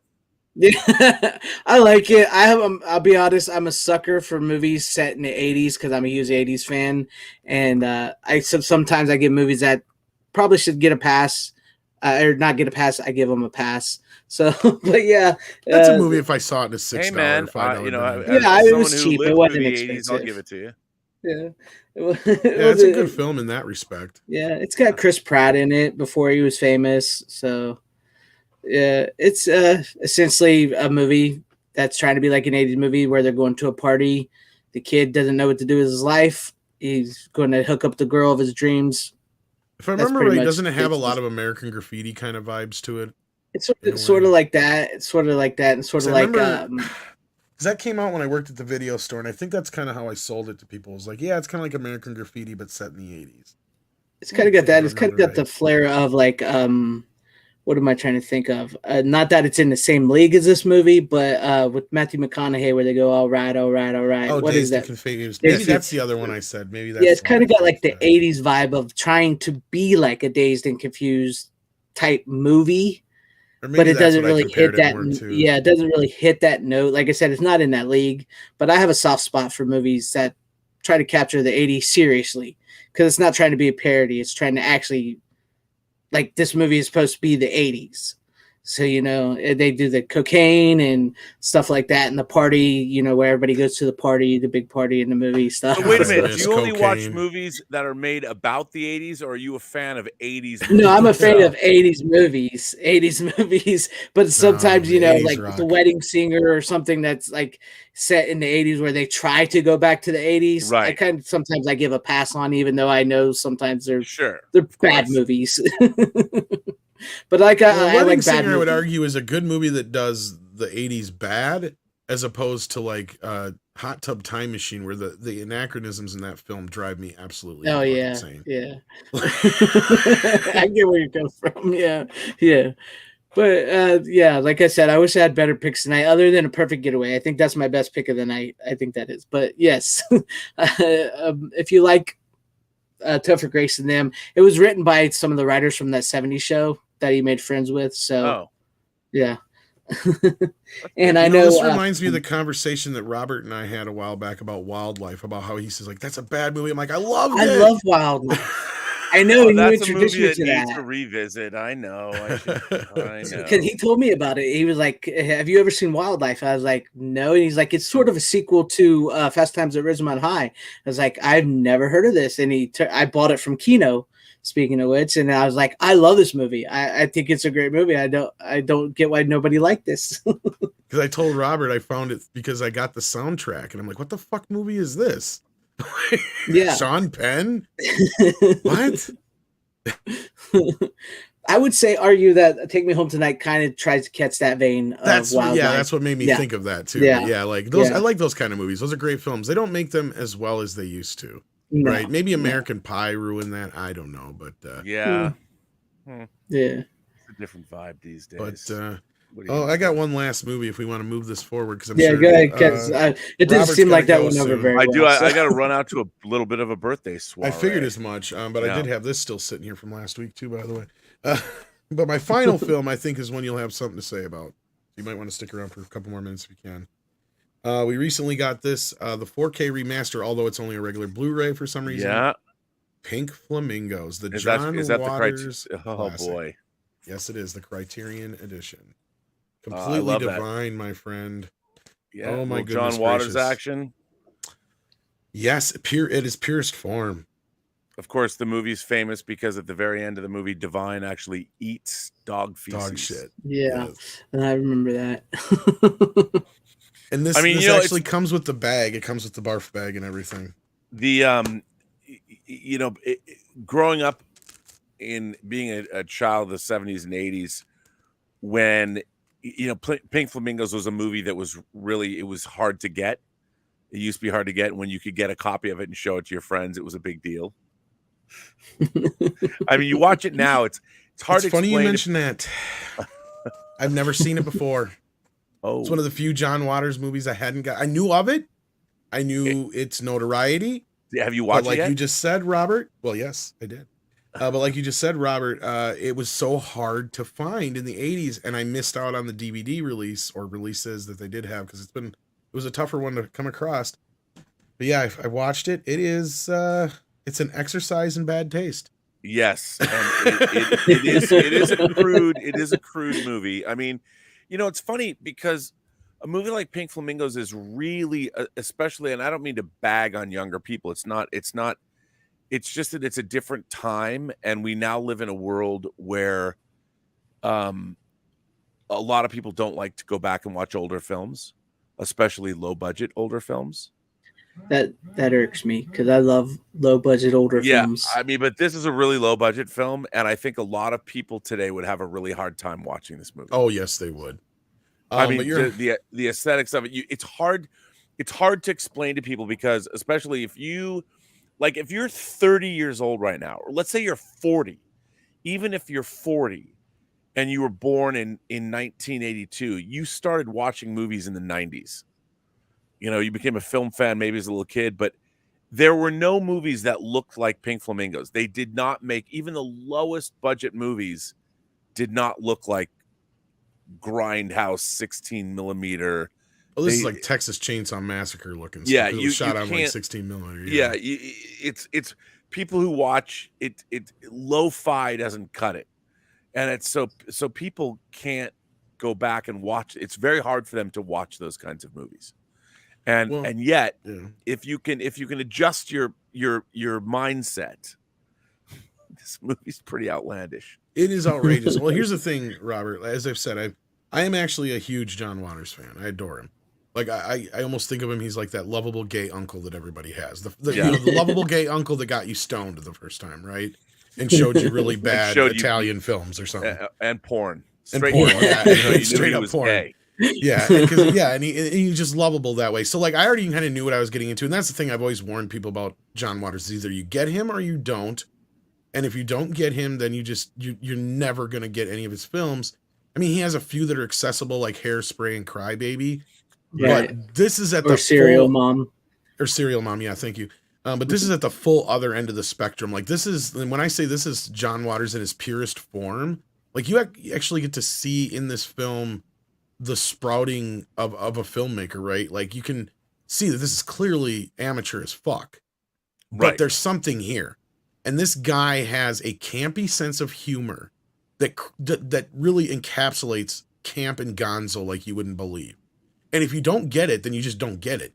But that's the humor. It's a living cartoon, right? It's a what's the word I'm looking for? It's a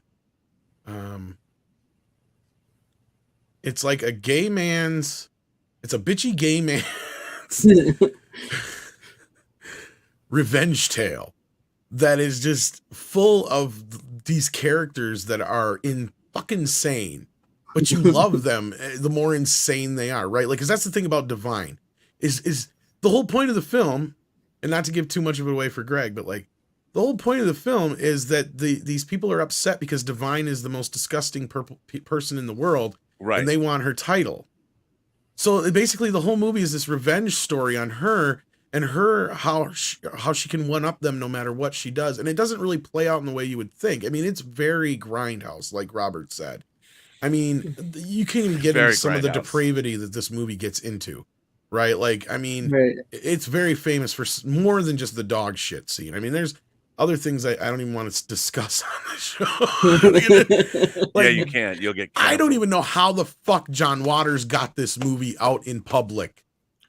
Well, and that was Robert Shea, you know, like, but what's interesting is that they did, and you realize how we, in a way, how infantilized our culture has really become. Like you know, we're arguing over. I feel like the boundaries of human experience used to be far more broad based than they are now. I feel that we've are. I mean, if you were to show this to a lot of people today, it would be mind-blowing to them that somebody even was able to do this. They're like, you can't show that now. But what would blow their mind even more is if you told them it was made by one of the cattiest gay man ever alive. Yeah. Like, well, it's because people, I mean, I think people's understanding of these things is really, let's call it contracted. Well, this is what I say is like these woke kids have never seen a John Waters film before, right? Like if they've seen one, then they would never say some of the shit they say nowadays. No, because this guy had broke all the barriers and boundaries. They don't even know. They don't even know what those boundaries were. They have no clue. And look, it's all right now. All of that is very narcissistic. It's all the people that are demanding. You have to use this and this and that. That's all. It's all very about me. We've now lived in a culture where you know people are getting on TikTok and they're talking about. They don't know anything. And I think what would really be interesting is a movie like. Actually, there's a lot of movies. You can watch this. You can watch even like Solo. There's so many movies that people would look at and they would not believe. Look at the Japanese guinea pig films. I mean, if you've seen those movies where people thought that those were snuff movies, even though they were not. I mean, there was a guy, he passed away, named Chaz Ballin, who used to write about extreme horror films and stuff, and he had somehow, I don't know if somebody sent him a cop. Charlie Sheen reported Chaz Ballin, this I writer, remember this, yeah, to like the FBI for selling snuff porn. And it was this series of Japanese movies. And when I was younger, you know, when I was in junior high and high school, we had to get the guinea pig films. You know, and if our parents knew what we were watching, it was like the first time, because I didn't know, the first time I watched I Spit on Your Grave. Oh yeah, you know, yeah. I got on I Spit on Your Grave. I was like 81, 82. I was like 13, 14. And I didn't know what it was about. I just knew, I had to get this movie, and I put it in. And my mom is doing laundry. Our family room had a washer and dryer in it. It was the big TV room. It was the place where I had 4 VCRs daisy chained to each other, and I was copying tapes all the time, and I had no idea. And you know, the film begins with 4 horrible rapes, and they're really extreme. And my mom, it was so funny because my mom didn't know what to say.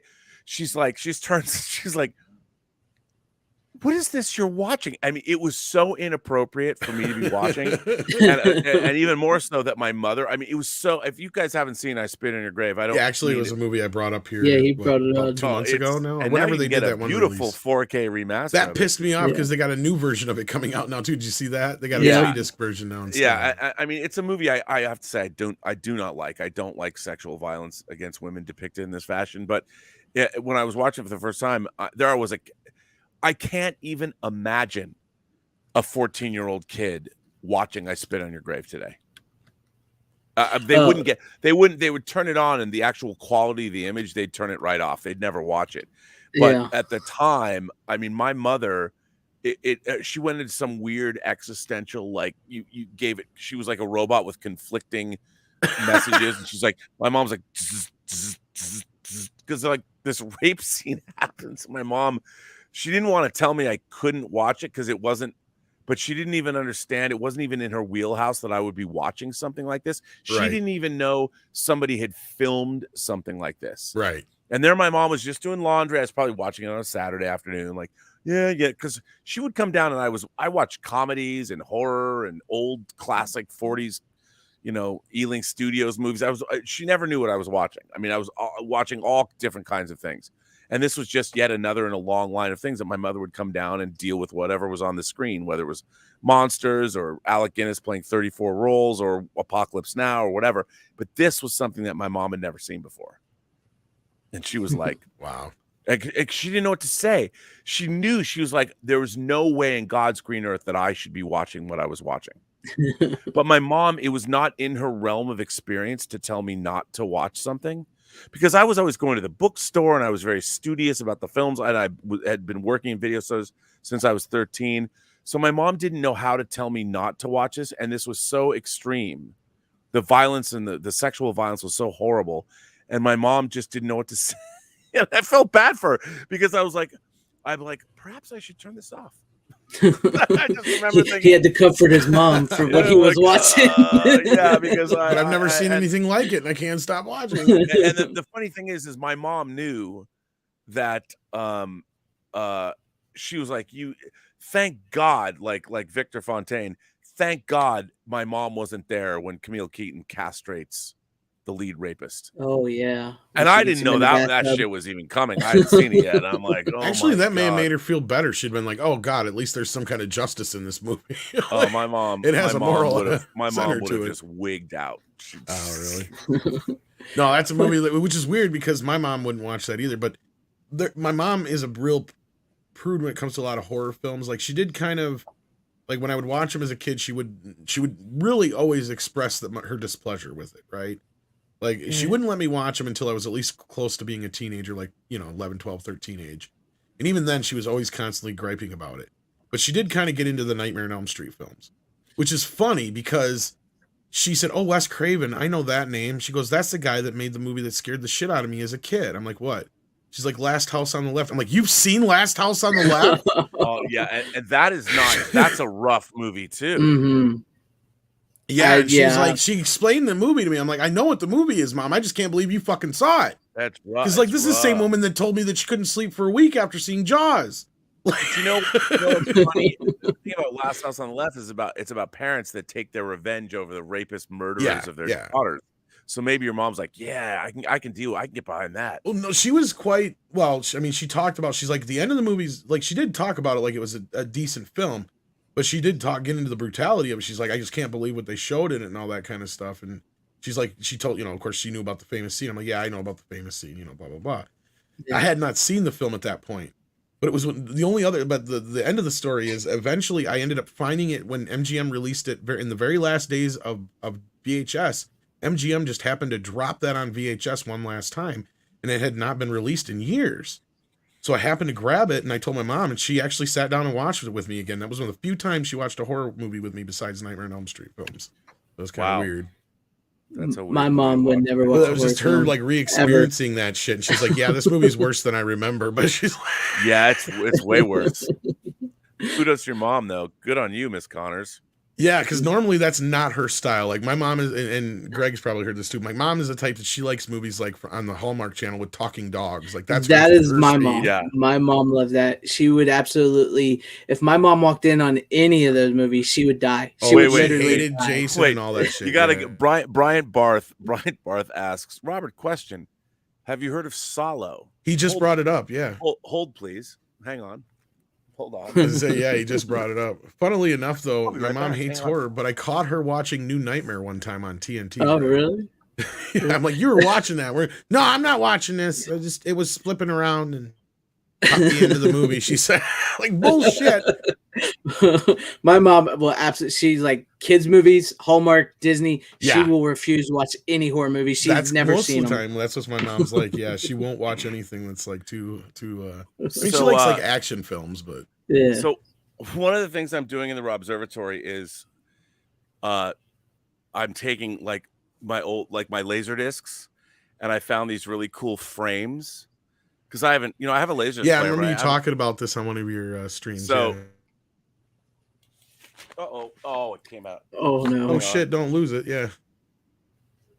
Here's the Criterion laser disc of Solo in one of these lovely frames. They slide out, but yeah, so these frames are magnetized, so you can slide the disc in there, and then it's great because they come with the they already have built-in background, the where you can hooks, hang them or whatever. Yeah. So yes. So this was the funny thing about Solo. There it goes. There it goes again. I know you gotta watch out. I keep. The funny thing about Solo was there was these two guys, Steve Pitcher and Bud Warner, and they had in the early '80s they had bootleg videotapes, and Solo was one of the more notorious movies that I couldn't see. And they both had copies of it on videotape and on VHS, and they wouldn't show me. And, I was like 13, 14. They're like, no, we're not going to show you Solo. So it was directed by Pier Paolo Pasolini. And I'm like, come on. And then they actually, by the time I got into high school, they still wouldn't have shown me Solo. And then Solo was playing in our at a local landmark theater. So I got like 10 of my friends. And we all went and saw it. And it lived up to the hype. No, I've never seen Solo, so neither have I. Actually, Solo is a movie about these fascists during World War II in Italy. They gather all the most beautiful teenagers, girls and boys, and they take them up to this castle, and they force them to. They use the Marquis de Sade's writing, and they basically physically and mentally abuse them, but it's done in a very realistic way. And the scene that is most notorious in Solo is these kids are incarcerated, and one day they go and they make them shit into these bowls, and they collect all their shit, and at this big banquet table they serve the shit to everybody who's having at this big, and they all have to eat it. And man, you think the end of Pink Flamingos is rough? I mean, But the thing is, it was done in a very realistic way. It's not, I mean, it's totally exploitation, but it's not done in an exploitation cinema way. It's played very straight and it's very somber, and it's rough. But it's funny because I've owned the fact that Criterion put it out, like this Criterion. I've had it on Criterion Laserdisc. I've had it on DVD. I think I have it on Blu-ray. They'll probably put it out on 4K. And I'll buy it. I think I've only watched it. I saw it in the theater and I watched my Laserdisc once, and I've bought it 2 other times, and I've never, it's just rough. But what's funny is people now, especially the youth cinema fans today, have no idea that these movies exist, and nor have they watched them. Like I learned so much from you guys on this show about like that's a movie I've never seen, everything. And I just don't get people's like they will refuse to watch stuff like if it's not made from 90s on up, they won't watch it. It's like, why? Well, it's funny, it's an aesthetic thing. And Elizabeth, my girlfriend, has two daughters, and I've lived with them for like a third of their lives. And her youngest daughter will watch older movies, but she can even tell from the color palette, the film stock. She's like, "Oh, this movie's old," just because the way they looks. And I think a lot of that, it has to do with the fact that movies, and this is just a theory that I can't prove, but movies nowadays and video games have similar palettes. Like, you're watching a video game, but the bright colors. The thing about movies that were made like in the 70s and even in the early 80s, film stocks could not have the vibrant colors that film stocks now, like when Vision stocks were introduced, they don't have the vibrant colors. I mean, sometimes when you had 70 millimeter you had the vibrant color palettes, but low budget movies that were made in 16 millimeter or 35, they were very muted in terms of their color palette. So kids can immediately, like Sophie's a big gamer, so she could immediately recognize when a movie was older. And she's like, but I've gotten her to go back and watch things like Aliens that she really, really See, now loves. I'm the opposite. So I always loved going back, and I love the more older feel. Like, I love the Technicolor look, right? And me too. Certain films I love in black and white and whatnot. So like that kind of a thing. Like, to me, I always went back, and to me, the seeing even like DVD for the first time blew my mind, because it was like, oh my God, I got like a film at home and it looks like a film. Yeah. Right? By the way, it was the first time it was. I have been summoned. I have to jump off. I figured you would have to soon. So, but thank you for your time. Yeah, man. thank you for being here. I appreciate it. This was fun. And you're welcome back anytime. And I'm kind of glad you're leaving, so you don't have to see my last pick, because I almost put it back to get something else, because it's really bad. Everybody needs follow. Come on. I almost thought you were going to be like, you know what? I'm going to leave it on Robert's pick as the last pick. Yeah, there you go. I very well could, because my last pick is not very good at all. Type it in the private chat, and I'll tell you if you should or shouldn't. All right, gentlemen. Thank you, Robert. Thanks for having me on, man. Yes, thank you. I appreciate it. Tell your significant other very happy birthday from all of us at Midnight's Edge, please. I will do that. Yes. And from FanZcene, Greg. All right. I'll Take see care. you guys later. Thank you, sir. Have a good one. All right. Yeah. Yeah, because this last pick, I just bought it because I saw it and it was super cheap, and I was like, yeah, why not? I remember it as a kid. You. I've never actually seen it, to be honest with you. Yeah, I think it's definitely a product of its time, and it's product just is came an out interesting term. Yeah, so I'll show you guys what the hell. I was gonna say, now you have to show it. You guys can make fun of me all you want, but it was a really super cheap steelbook, and I figured, why not? I remember seeing it when I was young. That would be Good Burger. Welcome to the Good Burger, home of the Good Burger, starring Keenan and Kel. So yeah, I'm sorry I didn't have the best picks tonight, especially on that one. No worries, brother. Like I said, I went on a Jaws detour, so I was like, oh shit. But like, okay, that's all right. So you can talk Jaws. Yeah, so it is what it is. And I was happy I had Pink Flamingos, because I almost thought about saving that for next week if That would have fell off if we would have. Yeah, With each of the yeah, because individual at least ones, Robert but- was here to talk with you with Oh, it. no, with he's here, I got to talk about Pink Flamingos. Yeah, definitely. He's one of the only other people I know that would have seen it. Exactly. Because you haven't seen it, have you? No, but I know about the whole like ending scene and everything. So I know that's the least of that movie, man. exactly. I mean, there's some actual fellatio in that movie. Let's just I was about to say I know about that part. The animal dies in the process of making a couple animals die, I think, in the process of making this movie. I've heard a few things about it. I've just honestly, it's been one of the things where I was like, do I want to watch this or not? Enjoyed it, right? Like it's one of those problems. Like you can't really say you enjoyed it so much, but what I did is it was an experience in bad taste, and that's why I say it because it does fit it. But for me, it was kind of like a little time capsule because it was a similar experience to. I had never seen Dark Star from John Carpenter. Oh yeah. And I finally picked it up on disc. And what I love about it is, no, it's not a great film, but there's a great film in there, and you can see a great filmmaker emerging. And that's what I saw here, right? Like, is this a great film? No. But there's a great film in there, and there's a great filmmaker emerging inside of this film, and that is John Waters. And, you know, I mean, he's just brilliant in his, like, either you get him or you don't, like I said. And he's just one of those guys. But, no, it was cool to kind of finally get to see this film after pretty much seeing almost all of his other work.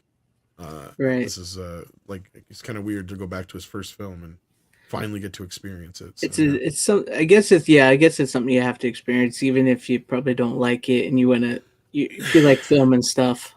Or I don't even know if I'd ever necessarily watch it again. But there are some great documentaries and stuff on here that make it worth it. There's a Divine documentary. There's the making of and stuff that has really great interviews and footage with young John Waters and the crew and shit. So yeah, it's definitely worth it. A bummer it's not a 4K. I don't know why they didn't. But at the same time, I heard it was supposed to be 4K too. Yeah, I know. After seeing the quality, though, I think they just decided not to do that because they thought people would bitch. Yeah, probably. Good night, Brian Barth. Thank you for hanging with us. Horror Mike, I have not seen Desperate Living. Dog attacking digital scene is hard to forget. Ooh. But yeah, that was my last pick of the Good Burger. I would say, yeah, if you're a '90s kid, or if you remember 90s kids love it. Yeah, you could check it out. I was already too old when that movie came out. Like I was like, who those guys were. I'm like right at that age of like in between. You know what I mean? Like my brother might have known because you're probably more my brother's age, I bet. Yeah, right? I'm like right in between. He was born in '84, so. I was born a little before that, so you were 82 or you were 83. Oh, you're 83. Okay, so you're damn near the same age. Yeah, so like I said, he was actually born early '84, but yeah. It's kind of like what Rob was saying. Like those kids that maybe you're like 40 or whatever. I was like right at that age. I started mostly with 80s movies and stuff, and then I got the 90s stuff and the 80s stuff falls. So like I'm in between that stuff, and I remember liking Good Burger as a kid, and but hey, I figured it was cheap, and I'd give it a try. So yeah, it's nothing special, but I will say watch A Perfect Getaway. That's probably the best one I picked. Yeah, I'm tonight. gonna try and check that one out just from the cast, and it's a great cast. Steve Zahn and Timothy Olyphant rock that freaking movie. They play so well off each other. Timothy Olyphant, man, he's an American Jedi. So it's great. It's a really great movie. Merc. Yeah, that's what he calls himself, an American Jedi in that movie.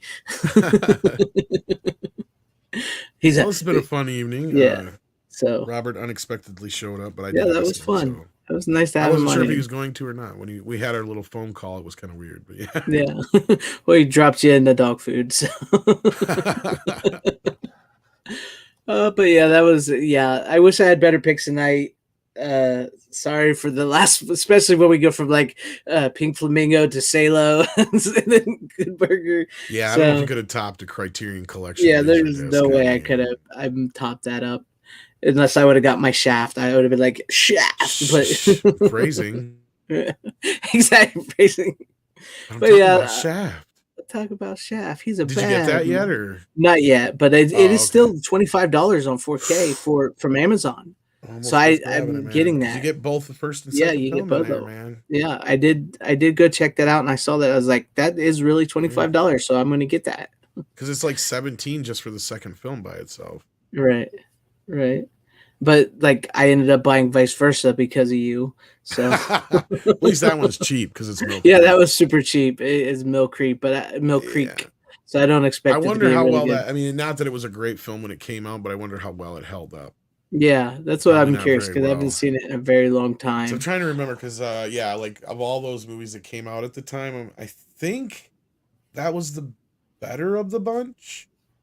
Like a Vice Versa, like Father, Yeah, like Son, and 18. Well, maybe actually 18 Again was probably one of the better. I would say 18 again and Vice Versa are Yeah. probably the top two. Yeah, because then like Father, like Son, just as much as I love Dudley Moore, Kirk Cameron is just insufferable in that fucking He's kind of because annoying. he's not playing Dudley Moore as an adult.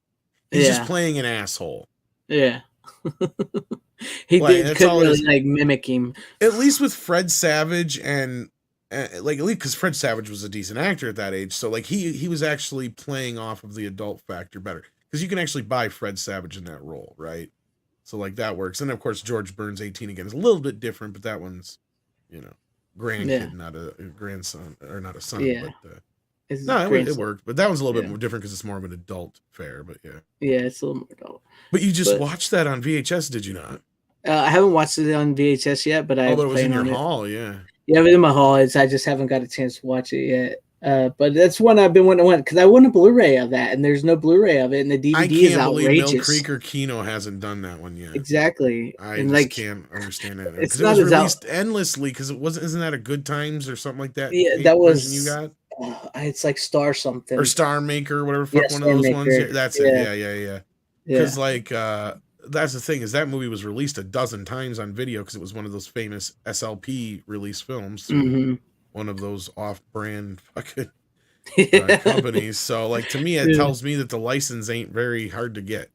You would think it's definitely something like with George Burns. You would think would have a Blu-ray by now. So Well, I mean, I don't think that my point is that I don't think the license is that.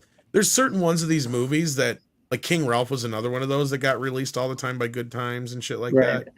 So like there's Jaws the Revenge was another one I can't believe that hasn't been released 20 different times on Blu-ray.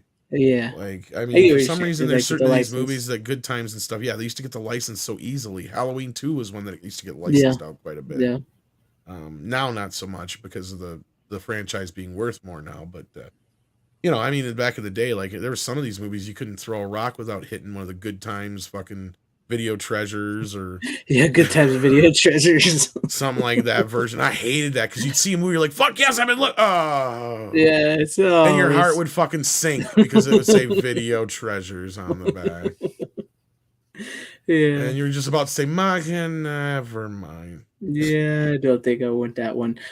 No, and you get lucky because once in a while they would do the ones that would had in SP mode, but even then they were still raggedy. Yeah, Then they went to that SL or the EP mode or whatever, the EP extended play. which sucked because that was the stupid part. Is when they started doing that, is when VCRs quit having that mode as a feature. Because they figured out that most people didn't use that speed, so they quit putting it as a choice on most newer VHS machines at that time. So I literally had to take them because I'm like, I can't watch this movie. They wouldn't take it back because it was open. I'm like, well, why can't? Because they played it in their player, and I'm like, yeah, but see, I'm like, my player doesn't have the middle speed. Like, what do you mean? I'm like, it is a brand new player, but all it has is SLP and SP. It doesn't have a 4-hour speed. It doesn't have EP. Right. And this tape is an EP. So when I try to watch it, it goes through the whole fucking thing. And they're like, well, we're sorry, sir. We can't give you a review. I'm like, can you just exchange it for another movie? Like, no, because it works. I'm like, but it doesn't work on my fucking machine. And I ain't buying a new machine just to watch that fucking movie. Just watch that movie. It's like, I got rid of all my old VCRs because I used them bastards till they were dead. Right? Like when I got a new VCR, it was because the other one died up until I had, finally when people were starting to get rid of them for DVD players. That was probably the only time in my life where I had multiple VCRs, and I finally just chucked those bastards too. It was just like 'cause I never had a really use for them, and now like think I got one left somewhere, but my mom went and got rid of the one I didn't want her to get rid of, which pissed me off anyway. Oh, So I that was like, sucks. because it was one of the ones that actually didn't have copy stop on it. Oh, right. Yeah, so like if you wanted to do something, like it was like, okay, I want that one that was the one I wanted her to keep, and she went and sold it at a rummage sale. I was like, damn it, Oh, that Mom. sucks. That was She the had one 2 of 'em. VCR. I'm like, because she said something about selling the VCRs. I'm like, well, don't sell the GE. I'm like, you can sell the Panasonic, just don't sell the GE. The Panasonic was mine anyway, so I didn't care. But the Right. GE was hers, and I said, I'll trade you. You can sell the other one and keep the money. Well, she ended up selling both of them.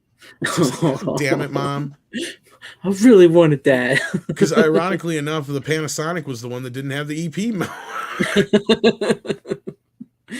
The one I was bitching about in that story before. Yeah. But yeah, I really wish some of these would get like Blu-rays, because like the Heavenly Dog, like you mentioned before, it's $129 for that DVD, man. Yeah, Joey is right. That Panasonic I had actually did have a pretty good picture. It was one of the better ones I had. But yeah, Heavenly Dog is a weird one. Like that one's the one of the harder Chevy Chase and Benji movies to get your hands on. Like I remember my friend of mine had he did a search. He finally found it on video when we were kids. So we had seen it. I have seen it. It's not a great film. No, it's not. It's not. But it's like not a worth fun watch. $100, Weird. but like Yeah. But again, Not a that's great another one. one I can't believe. Like Shout or Mill Creek, at least, even hasn't gotten their hands on, or Kino. Exactly. Kino, actually, that would be more in their realm. Kino's realm. You would think. But yeah, I mean, even Foul Play and stuff have gotten released on Blu-ray, yeah, so I it's not forgot like a about lot that. of That's the other out. Chevy Chase movies have been released. I mean, I even got Fletch Lives on Blu-ray. So I didn't even know Fletch Lives was on Blu-ray. I know Fletch I think was. it was Universal did it very quietly when it came out. It was just kind of, they just dropped it, and it was kind of expensive. I don't know how much it is now, but it was like $20. I'm like, damn. Dang. Because I got Fletch for like $7. I'm like, what the fuck? Yeah, I hate when they do that. When they like, yeah, here's the sequel that wasn't as good, but you'll have to It pay almost twice felt as like much. an archive collection kind of release. Universal was doing that for a while. I don't know if you knew that, but like they didn't have any special label or anything. But they were just some of their older films that they would just kind of quietly drop, but they would charge $20 for them.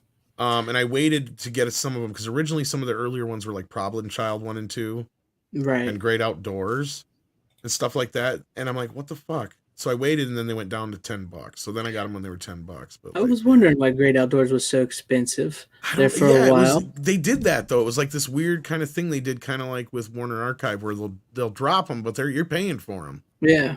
Right, and they're bare bones as fuck. Yeah, they don't ever have anything on them at all. And Problem like Child trailer, don't make no maybe. sense to me, because Problem Child was a huge movie when that came out. The second one I can understand. Now, Great Outdoors is another one I don't understand, because even though the movie flopped in theaters, it was a huge hit on video and cable. Oh yeah, I watched that movie like once a summer almost. Right, yeah, like that's one of my mom's favorite movies, right? Like, so I mean, a lot of people know that movie. As soon as you mention it, they're, oh, I fucking love that movie, right? Exactly. Like, it's one of those movies, those John Hughes movies that people missed when it was in theaters. But yeah.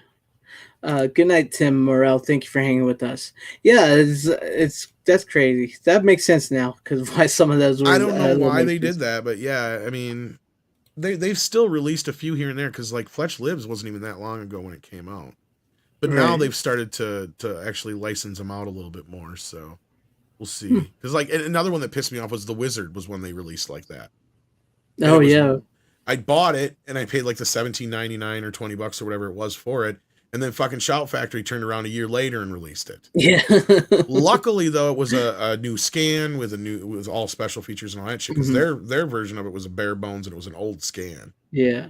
Like I compared, like that one was night and day in the comparison of the scan. Yeah. So at least that was an upgrade for the Shout. Yeah, that was one of the Shouts. Yeah, I was about to say that's one of the Shout Selects where they did good. I have that one. That's what I thought they were going to start doing with those, right? Like they kind of got us off to a strong start, and then they just kind of went downhill. Like the moment I remember going downhill was City Slickers, because it got a new scan, but it didn't get any new features.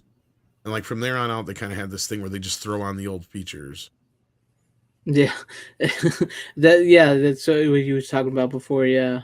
It's the same thing. Well, I mean, at least with like One for the Money, that's a movie that hasn't been released on Blu-ray, but now Liar Liar has. Didn't get a new scan. It did get a couple new special features, but nothing that stuck out at me that I really wanted to watch. True. It was like an interview with, like, I think with a writer and like somebody else. I don't know. Yeah. Not anybody really, somebody that you don't not want to Jim hear Carrey from or anything. Yeah, like, you yeah. want to hear like Jim Carrey and stuff. Tim Hayes says, "Will Meads Midnight's Edge After Dark could start a new show where they talk about those vintage B movies from USA's Up All Night." Interestingly enough, I just picked up one of those famous movies. I may talk about it next week. We'll see. Interesting. So I got 2 different versions coming. I got one I haven't got yet. So nice. This is a movie I think I talked about last week, but I'm not sure. So I'm not going to mention it now. Maybe we'll talk about it after the end here. Cool. Little Monsters. That finally did. Yeah, that's got a good Vestron release. I got that one. But yeah, I guess that will end it there. Thank you for hanging with me, Tom, and it was awesome to have Robert Meyer Burnett with us tonight. Hail to everybody in the chat, because the chat has been on fire tonight. Dan Blackroyd Horror, Mike Hank VP, Joey the Celtic Geek, Deleted Scenes. I think he was here some at one point. Tim Hayes, Corleone Rogue, Tim Morrell, Brian Barth, and the Peter Venkman fan site, and everybody else that was in the chat. Appreciate it. Everybody watching, I appreciate it. Thank you guys for hanging with us. And Cosmic Squirrel, yes, thank you for being here. I'll do my salute. But thank you guys for hanging out. Until next time, and I hope you enjoyed my horrible picks next to the 4K Master and the physical media legend Robert Meyer Burnett, and I had my King picks. of Nerds. Yeah, the King of Nerds. But thank you guys for watching, and as always, how you doing? Bitches leave.